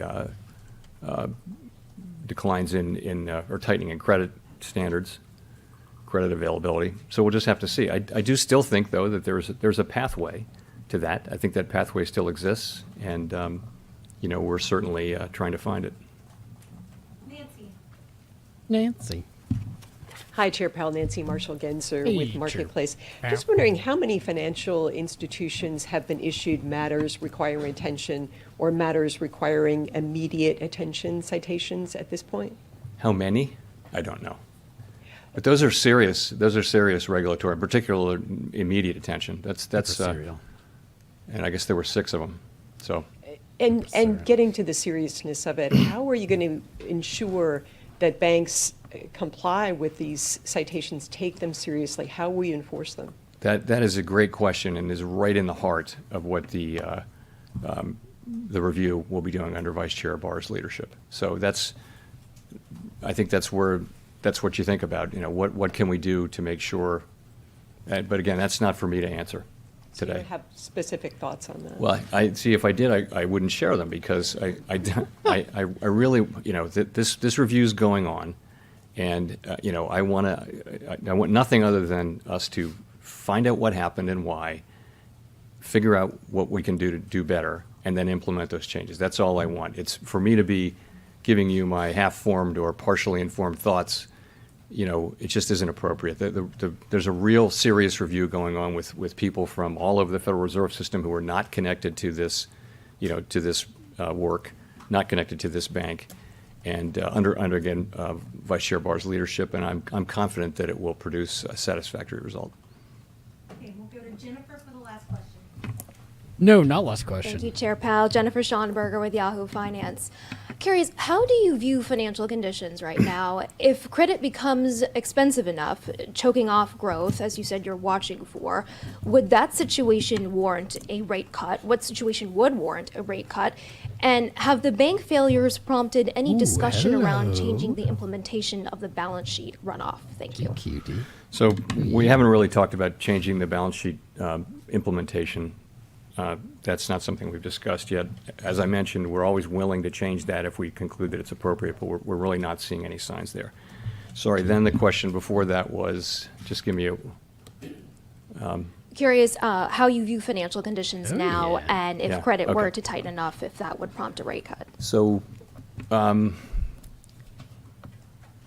financial conditions seem to have tightened, and probably by more than the traditional indexes say, because the traditional indexes are focused a lot on rates and equities, and they don't necessarily capture lending conditions. So we think that, though. So there are other measures which if they're focused on, you know, bank lending conditions and things like that, they show some more tightening. The question for us, though, is how significant will that be, and how, you know, what will be the extent of it, and what will be the duration of it, and then, you know, once you know that, there's a fair amount of research about how that with broad uncertainty bands, how that works its way into the economy over what period of time. And so, you know, so we'll be looking to see the first part of that, like how serious is this, and how does it look like it's going to be sustained?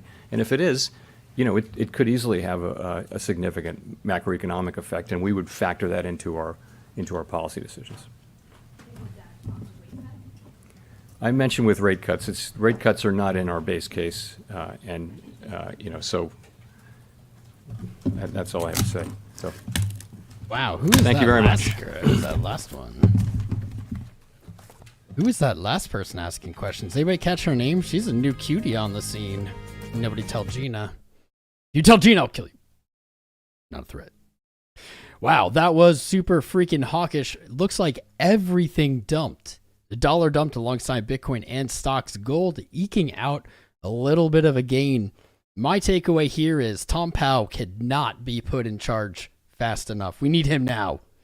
Everything is dumping, but the likes and all of the viewership records on this channel pumped to the moon today with your guys' help. Hell yeah. LFG, that was awesome. We need more Gina questions. We got a few good tweets out.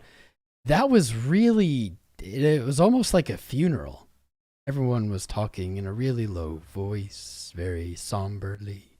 Very, wow. That was different. Cannot say I saw this price action coming. That was wild. Now, if we kind of zoom out, not a ton happened. It isn't the end of the world, this dump. Certainly an ugly candle on Bitcoin's daily, but we can see that almost every candle has a bottom wick in the last few days. The dollar, I think, took the biggest hit here, breaking through previous local support. Well, the biggest hit next to my camera, which also stopped working. Breaking through local support from February. I'm seeing the potential to move down to 100 and fill that fair value gap. Gold, really quick, did get rejected, it looks like, from yesterday's open. That's not going to be a super strong close unless gold can really climb back up here in the next 2 hours. And so, GBTC put on some gains, hasn't given them up. That is unexpected. Unexpected. So let's go ahead and update this.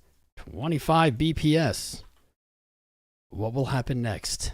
What a weird day. Hella spicy, but what a weird day, guys.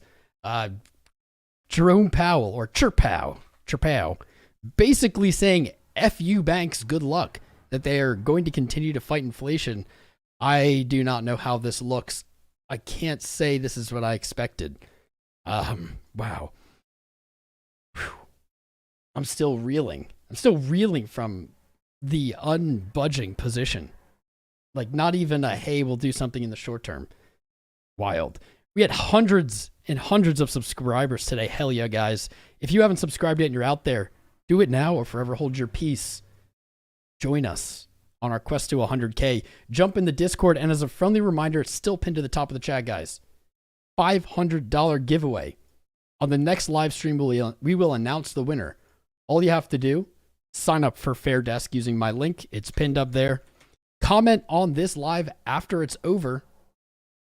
Any comment you want, and then include your UID or user ID. We'll use a random comment picker. Someone will win a $500, and that'll be announced next week. Awesome time, guys. We broke all our records. This was hype as hell. I'm exhausted. I'm going to go 420 it. We did reach 420 likes. Beautiful. Can't wait till next month's. I will see you guys Friday. Thanks for joining again.